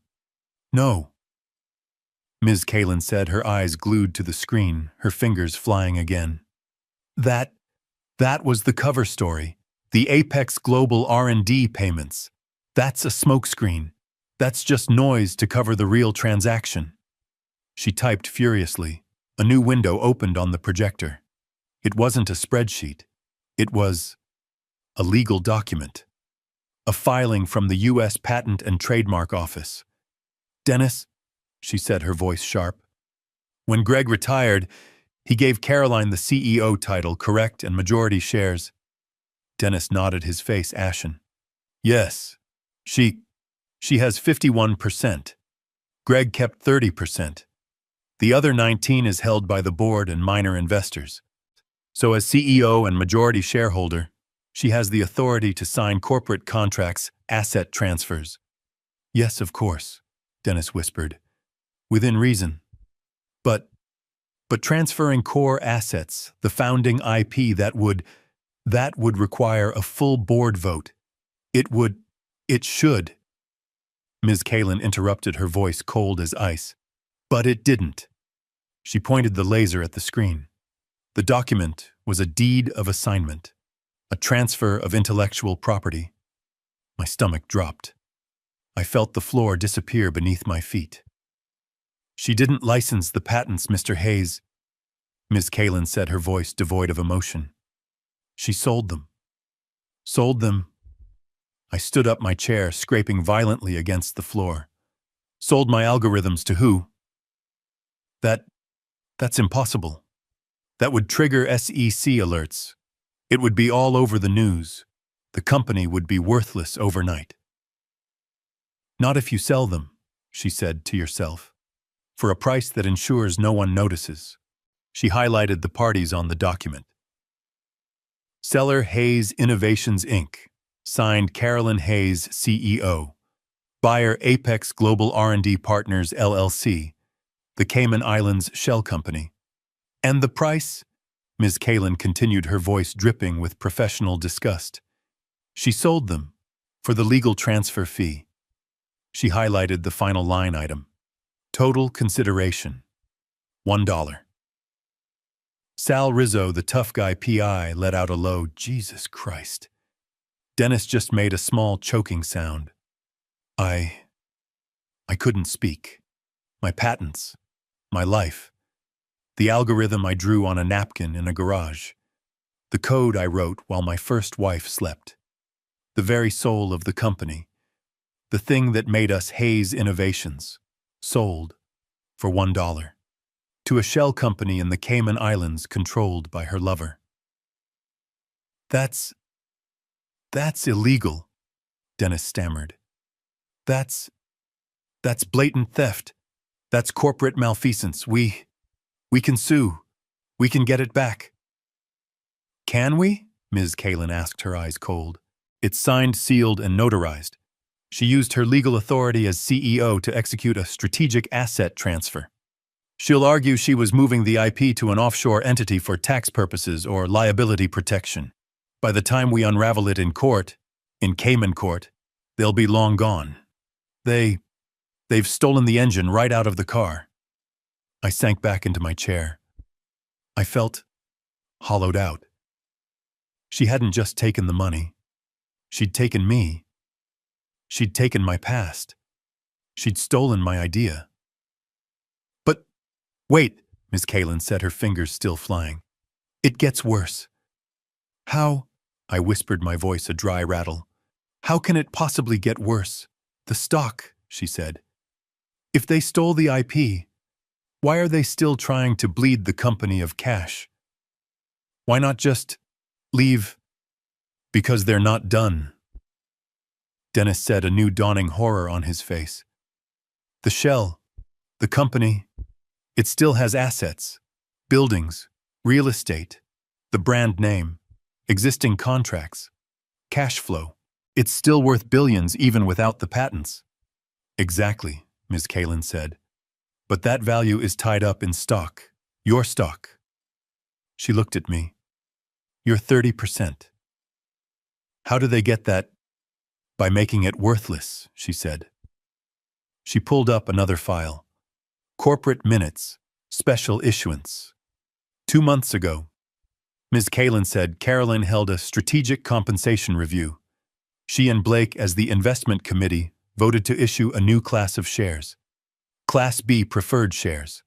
I never approved that, I said. You didn't have to, Kalin replied. Her 51% gave her the vote. She issued 10 million new shares. My heart stopped. And she granted all 10 million of them to Blake Manning as a performance bonus for his strategic consulting work. Sal let out a string of curses that would have made a sailor blush. Dennis just stared, his mouth open. Dilution, he breathed. It's hostile dilution. What does that mean? I asked, though I already knew. It means, Ms. Kalin said, her voice flat, that your 30% stake, The largest minority share, the one that gave you the power to block shareholder votes, just became statistically irrelevant. Your 30%, Greg, is now probably less than 3%. You still own your shares. But they're just paper. You've been diluted into obscurity. You have no power. You have no vote. You have nothing. The room was silent. The cheap coffee in my cup was ice cold. I finally understood. This wasn't just an affair. This wasn't just theft. This wasn't just greed. This was erasure. She hadn't just replaced me in her bed. She hadn't just replaced my name in the lobby. She had systematically, legally, and brilliantly, piece by piece, erased my entire 30-year legacy. She had stolen my invention for $1, and she had turned my ownership of the company I built into a rounding error. She wasn't just trying to get rich. She wasn't just trying to leave me. She was trying to make it so that I had never existed at all. The silence in Suite 214B was no longer just quiet. It was a vacuum. It was the sound of a life's work being snuffed out, not with a bang, but with a series of quiet legal keystrokes. 3%, I whispered. I said the number out loud, trying to understand it. 40 years, and I'm worth 3%. Dennis put his head in his hands. She didn't just dilute you, Greg. She castrated you. You have no voice, no power. You're a footnote in your own company. Sal Rizzo, the stoic PI, just shook his head, his face a mask of disgust. She's good. I'll give her that. She's a damn black widow. But, Ms. Kalin said, her voice sharp, pulling me back from the brink, it still doesn't answer the final question. I looked at her, my mind numb. What final question? It seems pretty final to me. The why, she said.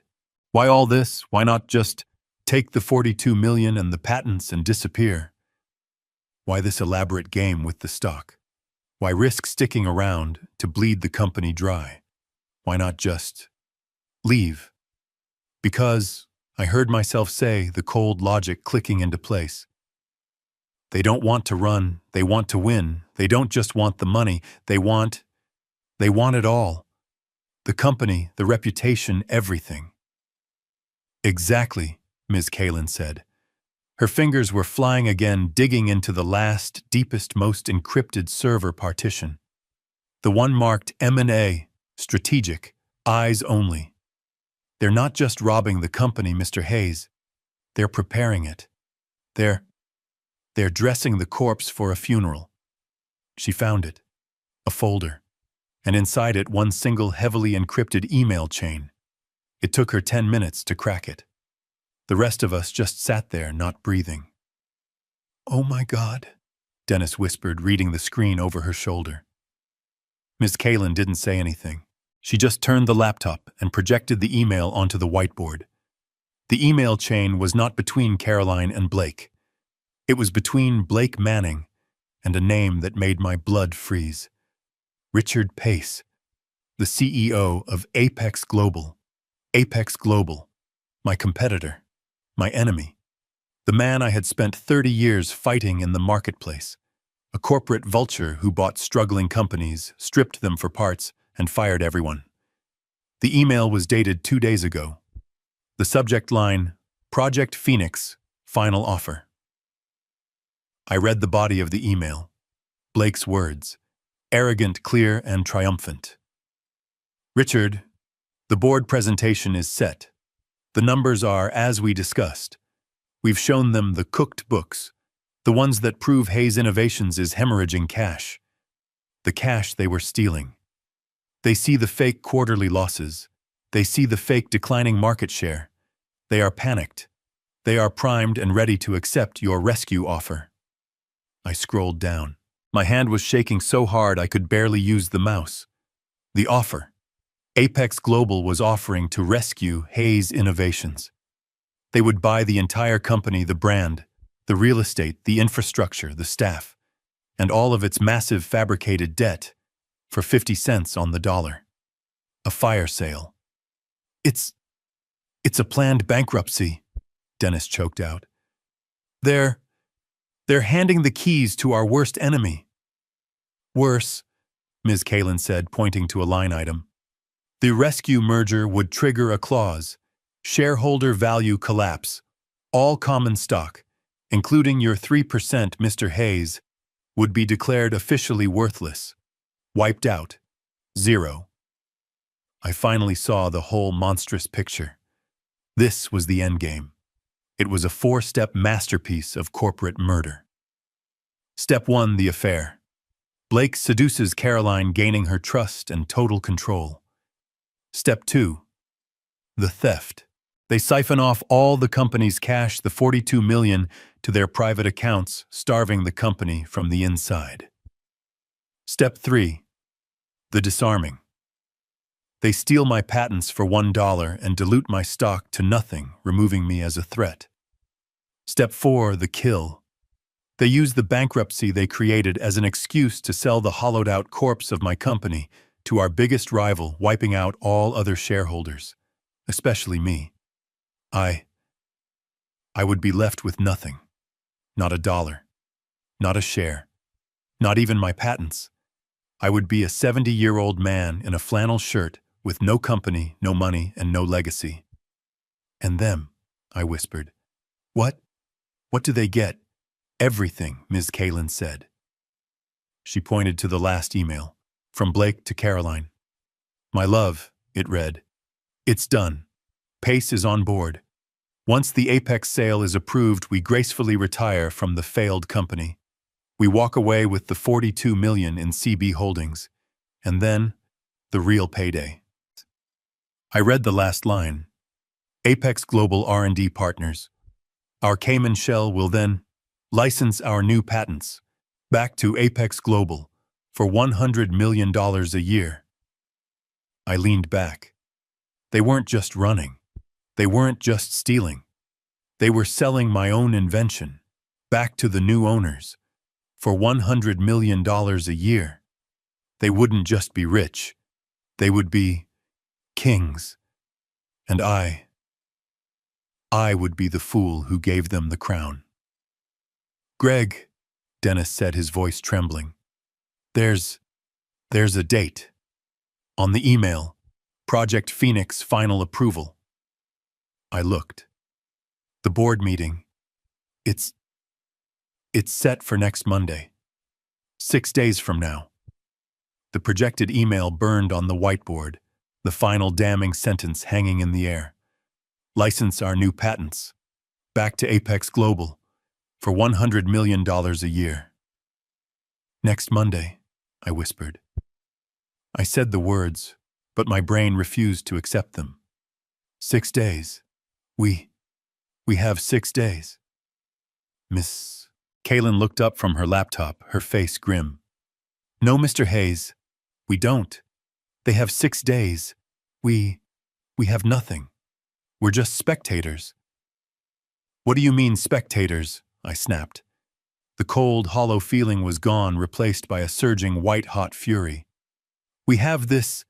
I jabbed a finger at the whiteboard, at the projected web of lies, theft, and betrayal. We have the Swiss marriage certificate. We have the $1 patent sale. We have the $42 million in stolen fees. We take this to the board right now. And tell them what? Sal Rizzo grunted from the corner, his voice like gravel. That the CEO they all love, the one who's been lining their pockets, is a crook. Who do you think they're gonna believe, Greg? You? The old ghost in the flannel shirt who hasn't been seen in a decade. They'll believe Dennis, I shot back, turning to my friend. Dennis is the CFO. He's got credibility. Dennis just shook his head, his face a mask of utter despair. My credibility is gone, Greg. They've spent the last 2 years painting me as an incompetent, bitter old man who's clinging to the past. Blake has been feeding them reports for months. Analysis that shows my financial models are outdated, that I'm resistant to innovation. It's my word against theirs. And they They're the future. I'm just the past. Before I could argue, before I could tell him he was wrong, his phone buzzed on the table. A loud, insistent, terrifying sound. We all froze. It wasn't a call. It was a calendar notification. An all-hands priority alert. Dennis slowly picked up the phone. He stared at the screen, his hand shaking so violently he had to use his other hand to steady it. "Greg," he whispered, his voice cracking. It's here. What is the email, the official summons? It just went out. To all board members, to all senior leadership." "What does it say?" I demanded. He read it aloud, his voice a dead monotone. "Pursuant to Article 4, Section 3 of the Corporate Bylaws, an emergency meeting of the Board of Directors of Hayes Innovations is hereby called for. Monday, November 24th, at 9 a.m. sharp. Agenda Item 1. He paused, swallowing hard. Agenda Item 1, a vote on an emergency strategic restructuring and acquisition proposal.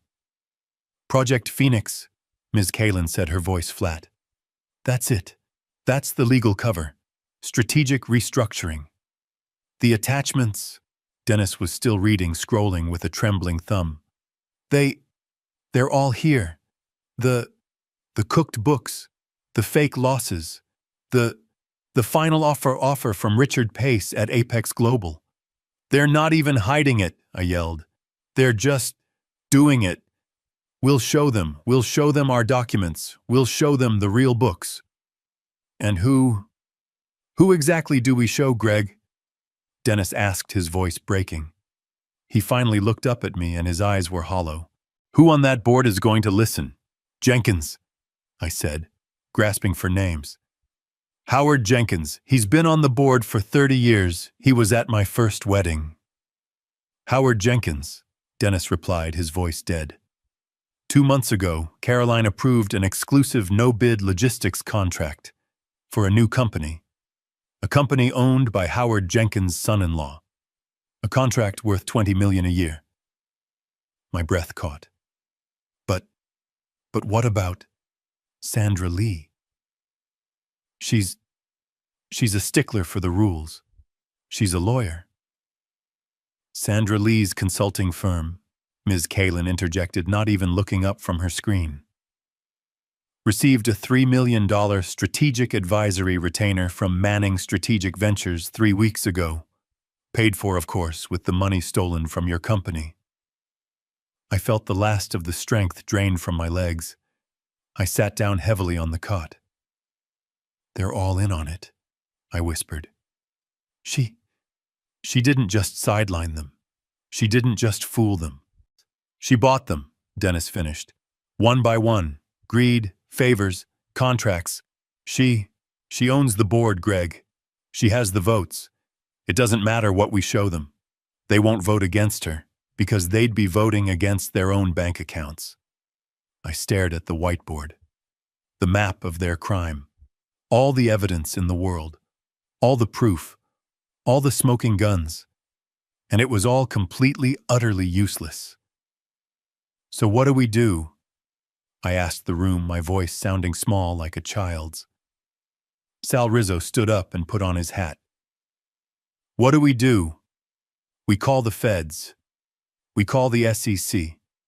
We hand them this beautiful case all wrapped up with a bow, and we let them handle it. And when will that be? I asked. Well, Sal grunted. A case this big SEC investigation. They'll take, 6 months, a year, 2 years? The meeting is in 6 days, I roared, slamming my fist on the table. Exactly, Ms. Kalin said, finally closing her laptop. By the time the SEC even issues a subpoena, the company will be sold. The money, the real money, will be in the Caymans. The patents will be gone. Blake and Caroline will be on a beach somewhere untouchable. And you, Mr. Hayes, will be left with nothing but a very, very strong legal case against a bankrupt, hollowed-out company that no longer exists. The room was silent. The clock on the wall, A cheap plastic clock. Tick, tock, tick, tock. 6 days. My God, Greg, Dennis whispered, his face in his hands. She really did it. She thought of everything. She beat us. He looked up, his eyes empty. It's over. We're too late. Dennis's words hung in the stale, airless room. It's over. We're too late. He looked like a man who had just watched his own funeral. Sal Rizzo, the PI, grunted, zipping up his leather bag. Well, Greg, we gave it a shot. You found the snake. But the snake already owns the garden. The game's over.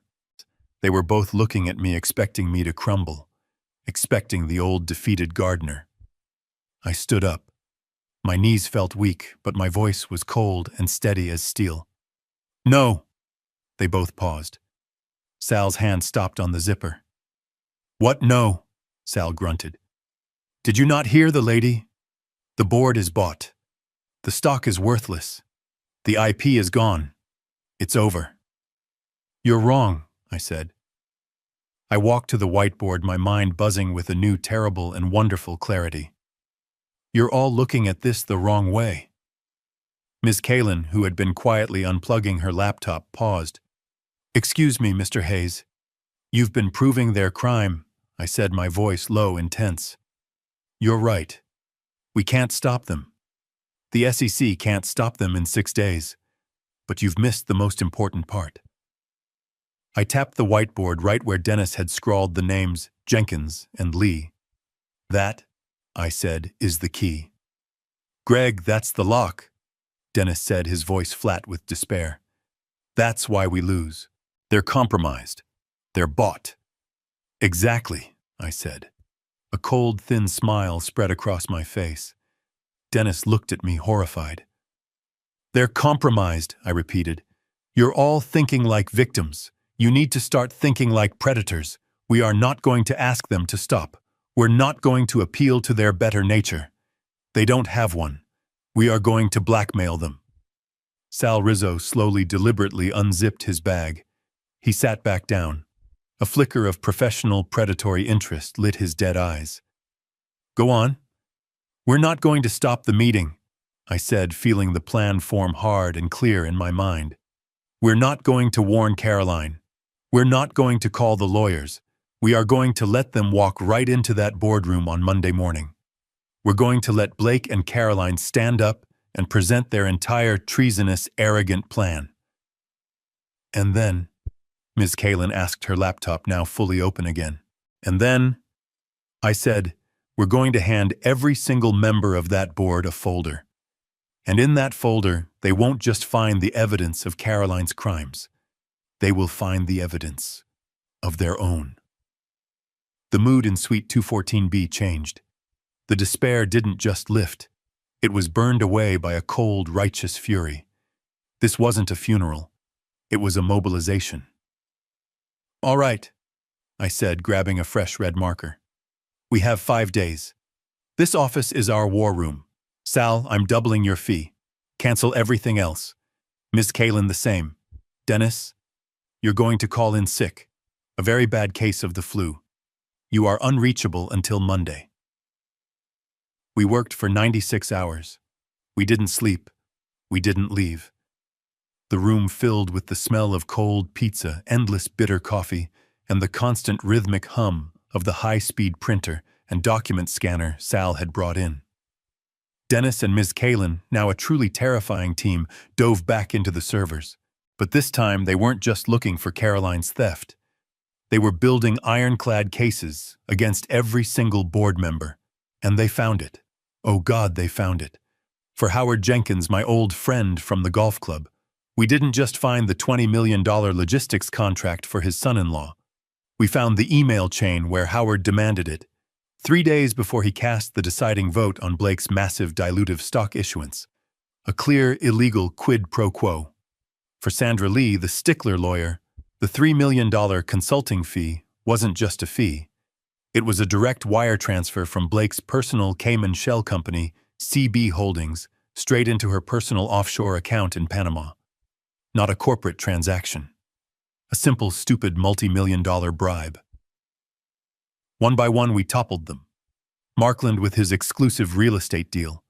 Chen with the scholarship fund for his kids funded entirely by a Manning Ventures check. By Sunday night, they were finished. 8 identical 3-ring binders sat stacked on the folding table. They were black, heavy, and beautiful. They were the most expensive things I had ever produced.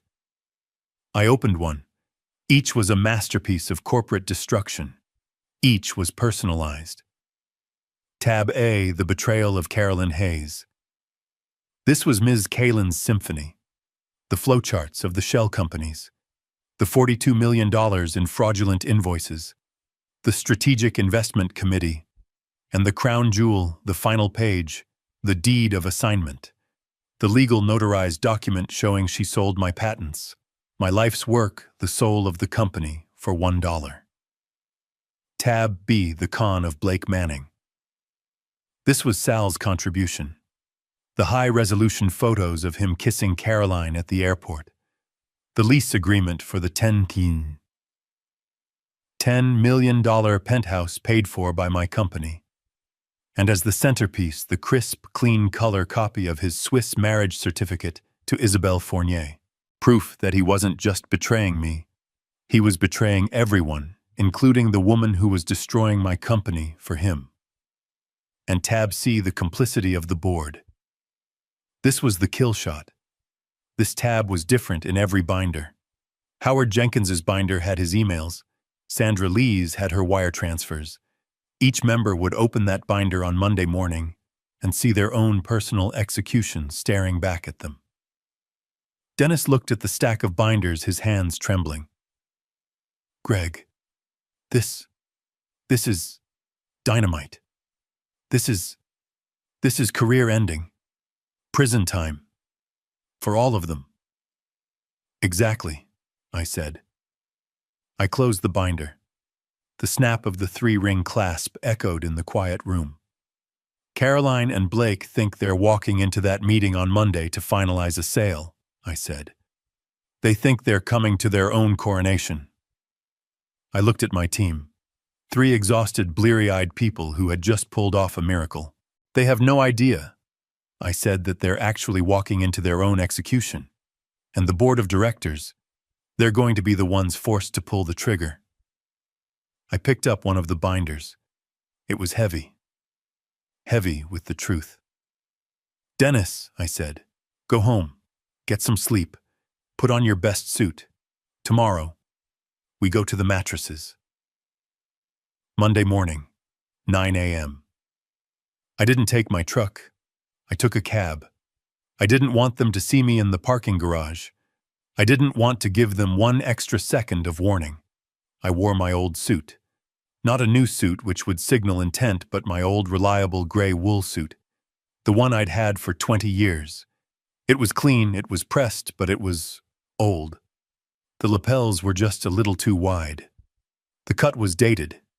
It was the suit of a man whose time had passed. It was the perfect uniform for the confused old founder. I didn't go to the front desk. Dennis was already inside. He had cleared my access. I used my old deactivated founder's keycard. By some miracle of corporate bureaucracy, no one had ever fully deleted my credentials. The system still remembered its master. The elevator ride up to 40 was the same smooth, silent ascent. But this time I wasn't the man I was 6 days ago. The man in the reflection was still 70 years old, but his eyes were not hollow. They were sharp. They were focused. I was no longer a victim. I was a general. And I was walking into the most important battle of my life. I was carrying an old, worn leather briefcase. It was heavy. It held 8 copies of the truth. The elevator doors hissed open onto the 40th floor lobby. The new Ice Queen secretary wasn't at her desk. She was inside, probably preparing coffee for the execution. The great frosted glass doors to the boardroom were closed. I could hear the murmur of voices from within. The compromised board assembling. I stood there for a 10 count. I took a deep breath. I let the confused old man persona settle over me like a cloak. I slumped my shoulders. I put a slightly baffled, lost expression on my face. Then I pushed the glass doors open. The room went dead silent.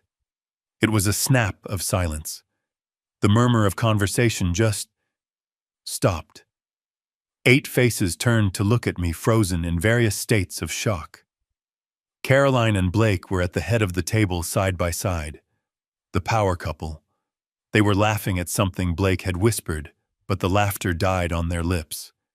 Caroline's face. It was a mask of pure, unadulterated horror. The blood drained from her face, leaving her makeup looking like a grotesque mask on a white sheet. "Greg," she gasped. It wasn't a question. It was a curse. What in God's name?" Blake Manning just stared at me. His reaction was different. It wasn't shock. It was cold, reptilian calculation. His eyes narrowed. He was analyzing the threat. This was not part of his plan. The rest of the board, Howard Jenkins, Sandra Lee, the others just looked baffled. They were seeing a ghost. I thought you were in Big Bend," Caroline stammered, standing up so fast her chair almost fell over. You're camping." I shuffled into the room, my old briefcase bumping awkwardly against my leg. I put on my most benevolent, slightly senile smile. "Oh, hello, dear," I said, my voice just a little too loud, a little shaky. Yes, I was. The desert. Oh, it was beautiful. Just so quiet. But, well, an old man gets lonely, you know. I ambled toward the table. I decided to come back early. Just got in last night. And, well, I was at the ranch and my old computer. It beeped at me an email. Can you believe I still get those? I chuckled as if at a private joke. It said there was an emergency meeting, an acquisition. I widened my eyes, feigning concern. Oh my, that sounded so important. I got worried. About my company, our company. I looked around the table at the powerful, compromised faces. And, well, with me being the founder and the largest shareholder, I just thought, well, I should probably be here. Just to listen in. Make sure everything's all right. I beamed at them, a harmless, doddering old fool who had stumbled into the wrong room. I saw the silent, high-speed exchange between Caroline and Blake. Her eyes were wide with panic. He knows. He must know something. His were cold and dismissive. He gave her a tiny, almost invisible shake of his head. He knows nothing. Look at him. He's a relic. Blake stood up. He was tall, imposing, and his $5,000 suit made him look like a magazine cover. He gave me that same predator's smile, the one I'd seen in the lobby. Greg, he said, his voice smooth as oiled machinery. It's Dad, right? Caroline has told me so much about you. He glided around this table and put a hand on my shoulder. It was a gesture of dominance. The young lion placating the old toothless one. We are so honored to have you, he said. But I'm afraid this is a very sensitive board matter, highly confidential. It doesn't really concern the shareholders at this particular stage.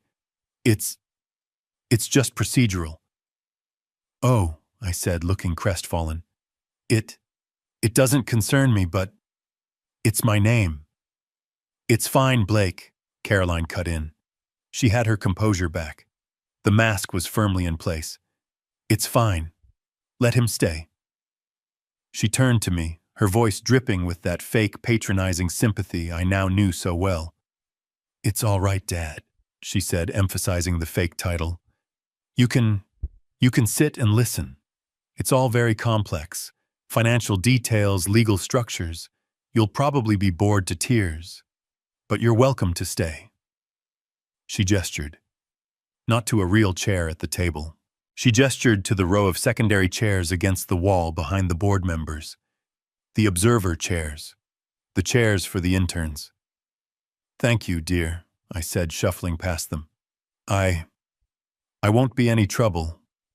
But instead of going to the wall, I went to the far end of the massive 20-foot mahogany table, the loser seat, the one furthest from the power. I sat down heavily, letting out a little old man groan as I settled in.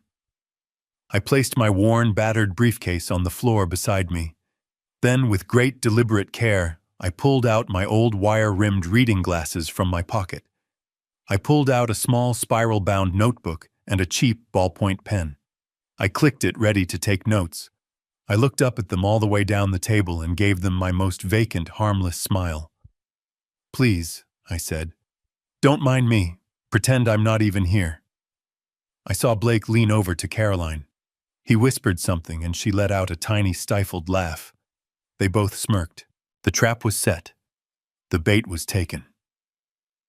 "All right," Caroline said, turning to the board all business. "Now that everyone is settled, let's begin. As you've seen from the presentation, Project Phoenix is our only viable path forward." They were all staring at her.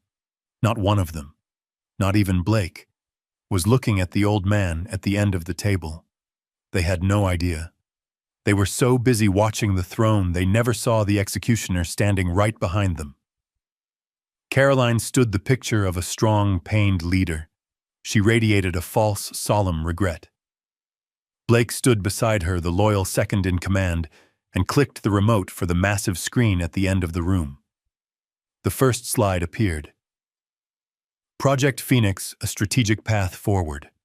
For the next 20 minutes, they delivered a flawless, coordinated performance. It was beautiful in a terrible, reptilian way. Blake, with his smooth, confident baritone, walked the board through a landscape of pure, unadulterated fiction. Graphs all pointing down, bright red, terrifying arrows, charts showing massive, fabricated quarterly losses. "As you can see, gentlemen," Blake said, his face a mask of solemn concern, "we are hemorrhaging cash. The market has shifted. Our core technology, it's just not competing anymore in this new landscape." "Lies," I thought, gripping the cheap pen in my hand. "You're not competing, you're stealing. You're licensing my own tech back to me for millions." "Caroline and I," he continued, gesturing to her, "the perfect team, have spent the last 6 months exploring every possible option. Restructuring, aggressive downsizing. But the bleeding, we just can't stop it." Then Caroline stepped in, her voice full of that feigned emotional weight, the voice she used when she wanted to inspire loyalty. "Apex Global. They aren't just an acquirer. They are a savior. Richard Pace has given us his personal assurance. Their offer, it's the only thing that can protect this company's legacy and ensure our thousands of employees have a future." Lies. You're going to gut the company and fire them all. The room was heavy. Howard Jenkins, my old friend, looked grave and concerned. Sandra Lee, the tough-as-nails lawyer, was nodding, her face set. They were all buying it. They wanted to buy it. "It's a bitter pill to swallow," Caroline concluded, her voice thick with fake emotion. "To sell the company Greg and I built from nothing. But it is the only one. We are recommending a unanimous vote to approve the acquisition by Apex Global." She looked at Blake. He nodded. "We now call for the vote," Blake said, his voice booming. "All in favor of the Project Phoenix restructuring." Hands actually started to go up around the table. Howard's hand was halfway in the air. "Excuse me." My voice was quiet. It wasn't the weak, shuffling voice of the old father. It was the clear, projecting voice of a man who had commanded rooms like this for 30 years. It cut through the silence like a scalpel. Every head swiveled. 8 board members, Caroline and Blake, all staring frozen at the old man at the end of the table. Caroline's eyes were slits. The mask was gone. This was pure, unfiltered rage. "Greg," she hissed, her voice low and dangerous. "We are in the middle of a vote. This is not the time for sentimental stories or confusion." "Oh, I agree," I said. I slowly pushed my chair back, the legs scraping just slightly against the polished floor. I stood up. My knees didn't ache. My back was straight. That was a wonderful presentation, Caroline. Truly. Very convincing. I started walking slowly down the length of the massive mahogany table, my old worn-out leather briefcase in my hand. But I just have a few small footnotes. A few slides of my own I'd like to add. Just for context, before we sell the farm. "This is highly irregular," Caroline snapped, her voice rising. "You are not a member of this board. You have no say here." "I don't," I agreed, stopping halfway down the table. I placed my old briefcase on the gleaming mahogany right in the center. "But I am a 30% shareholder. Or, I was, before you diluted me into oblivion." The word diluted hit the room. Howard Jenkins's hand, which was still half raised, slowly went down. "And as a shareholder," I continued, I believe I am being defrauded." The word defrauded landed like a physical blow.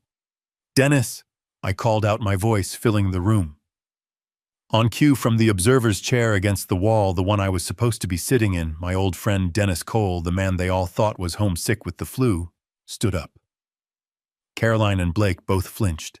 They looked at him as if they had just seen a ghost. "Dennis," Caroline gasped. What are you doing?" Dennis didn't look at her. He didn't look at anyone. He walked calmly with purpose to the head of the table. He took Blake's expensive laptop cable right out of the port.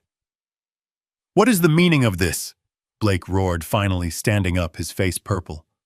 "Security, get this. Get both of them out of here." "Sit down, Mr. Manning," I said. My voice wasn't weak or confused anymore. It was cold. It was the voice of the founder. It was the voice that commanded. And to my complete astonishment, he sat. Dennis plugged his own simple black laptop into the projector. The screen flickered. The Project Phoenix lie vanished. In its place was a stark, simple flowchart. "This," I said, picking up the laser pointer from the table, "is Manning Strategic Ventures. This is CB Holdings. And this is Apex Global R&D. All shell companies, all based in the Caymans, and all secretly owned by Mr. Manning and Mrs. Hayes." A murmur went around the table. "Next slide, Dennis." Click. The screen filled with bank statements, wire transfers. $42 million, I said, my voice like ice, transferred from our operating budget to these shell companies as consulting fees for what Caroline for strategic pivots. Caroline was white as a sheet. Blake was staring at the screen, his jaw clenched. Next slide. Click. The deed of assignment. The U.S. Patent and Trademark Office seal. "And this," I said, my voice shaking with a rage I could no longer control.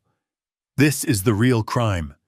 This is the moment my wife, the CEO, sold my original algorithms, my entire IP portfolio, to her lover's shell company." I paused. "For $1. A collective gasp. Howard Jenkins looked like he was going to be sick. Next slide, Dennis. Click. The Dubai photos, the airport kiss, the holding hands. "They told us it was an investor meeting," Dennis said, his voice loud and clear for the first time. "And finally," I said, "the last slide, the reason for all this, the man you've all been working for." Next slide, Dennis. Click. And there it was. Not a spreadsheet, not a graph, a crisp, clean color copy of the Swiss marriage certificate. Blake Manning and Isabelle Fournier. I didn't have to say a word. The room went dead. It was the silence of a tomb. I just watched. I watched as Caroline's head swiveled slowly, as if on a rusty hinge, to look at Blake. The look on her face. It wasn't fear of prison. It wasn't shame for her company. It was the raw, primal, ugly, and beautiful look of a con artist who has just realized they were the one being conned all along. Howard Jenkins, my old friend, made a sound like a fish gasping for air, his face a blotchy, terrified red. Sandra Lee, the tough-as-nails lawyer, just stared, her face white as chalk, her hands flat on the table as if to stop herself from falling. But I wasn't watching them. I was watching her. Caroline. She stared at the Swiss marriage certificate projected on the wall. Her eyes were wide, unblinking. She wasn't looking at the financial crimes. She wasn't looking at the wire transfers. She was looking at the name Isabelle Fournier. Blake, the con man, finally broke the silence. He let out a low, animalistic snarl. This is fabricated. This is slander.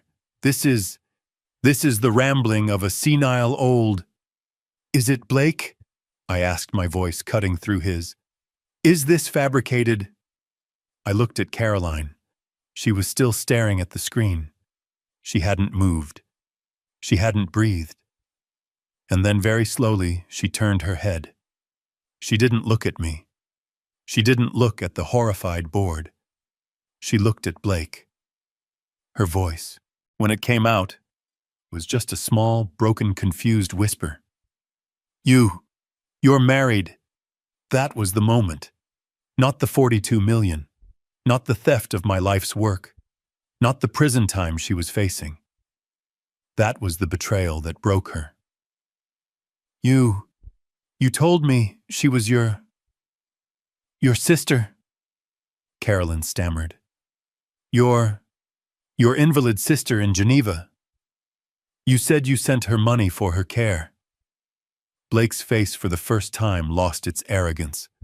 It was pure, naked panic. He saw in that instant that he had lost his partner, his shield.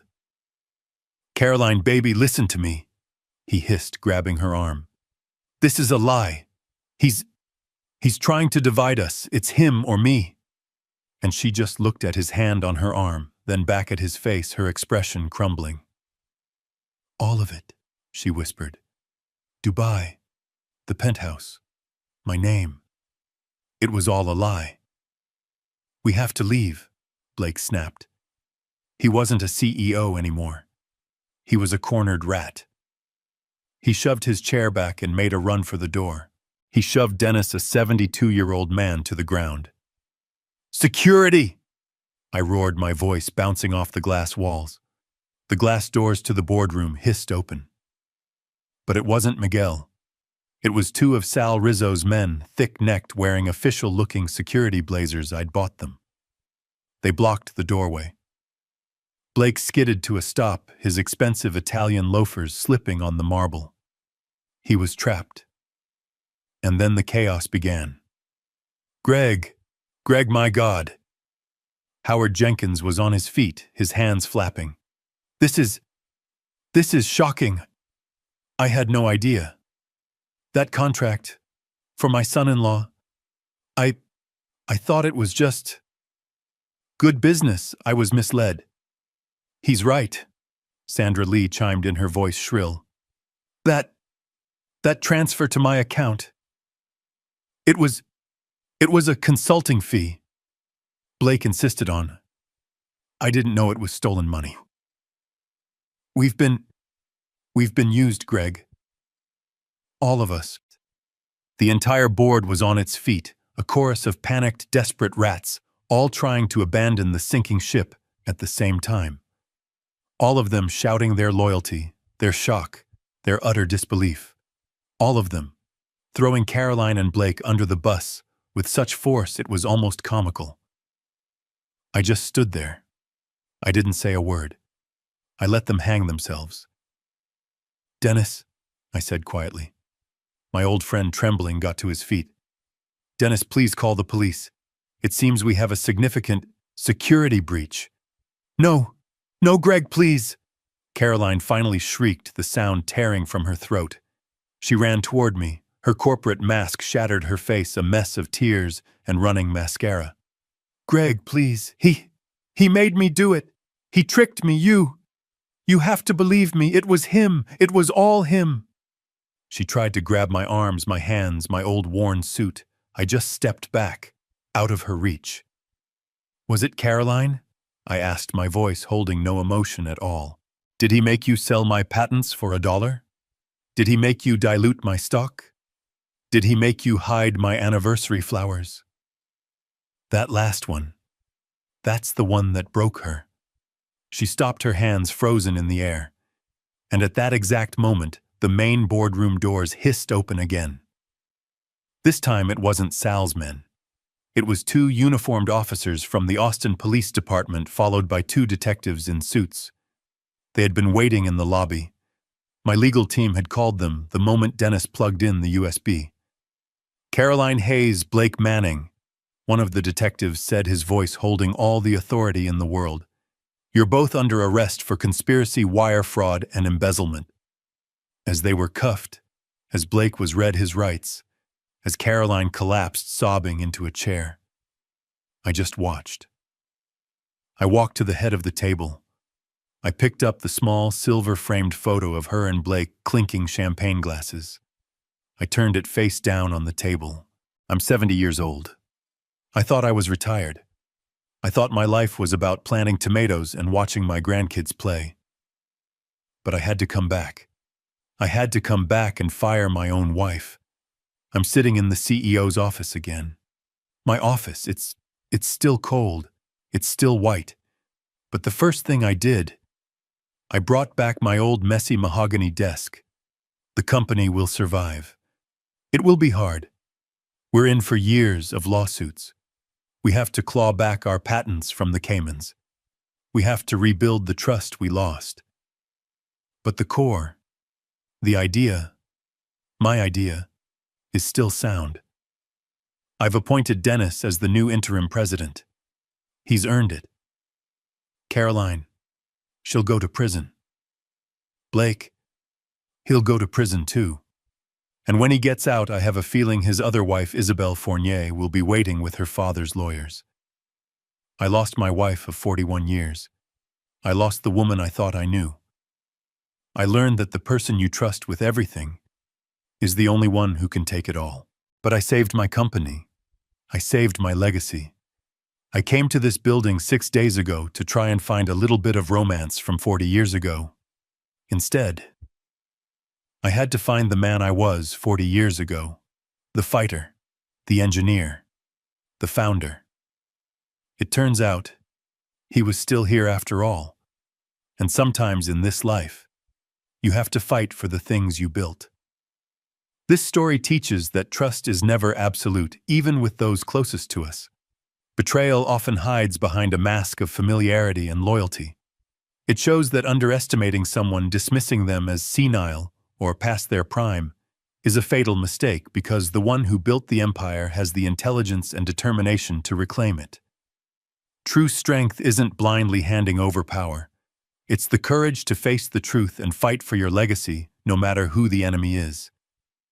This is a painful reminder of betrayal. Have you ever been underestimated or stabbed in the back by someone you trusted completely? Share your story in the comments below. Like and subscribe for more true stories where the truth, no matter how painful, always comes to light.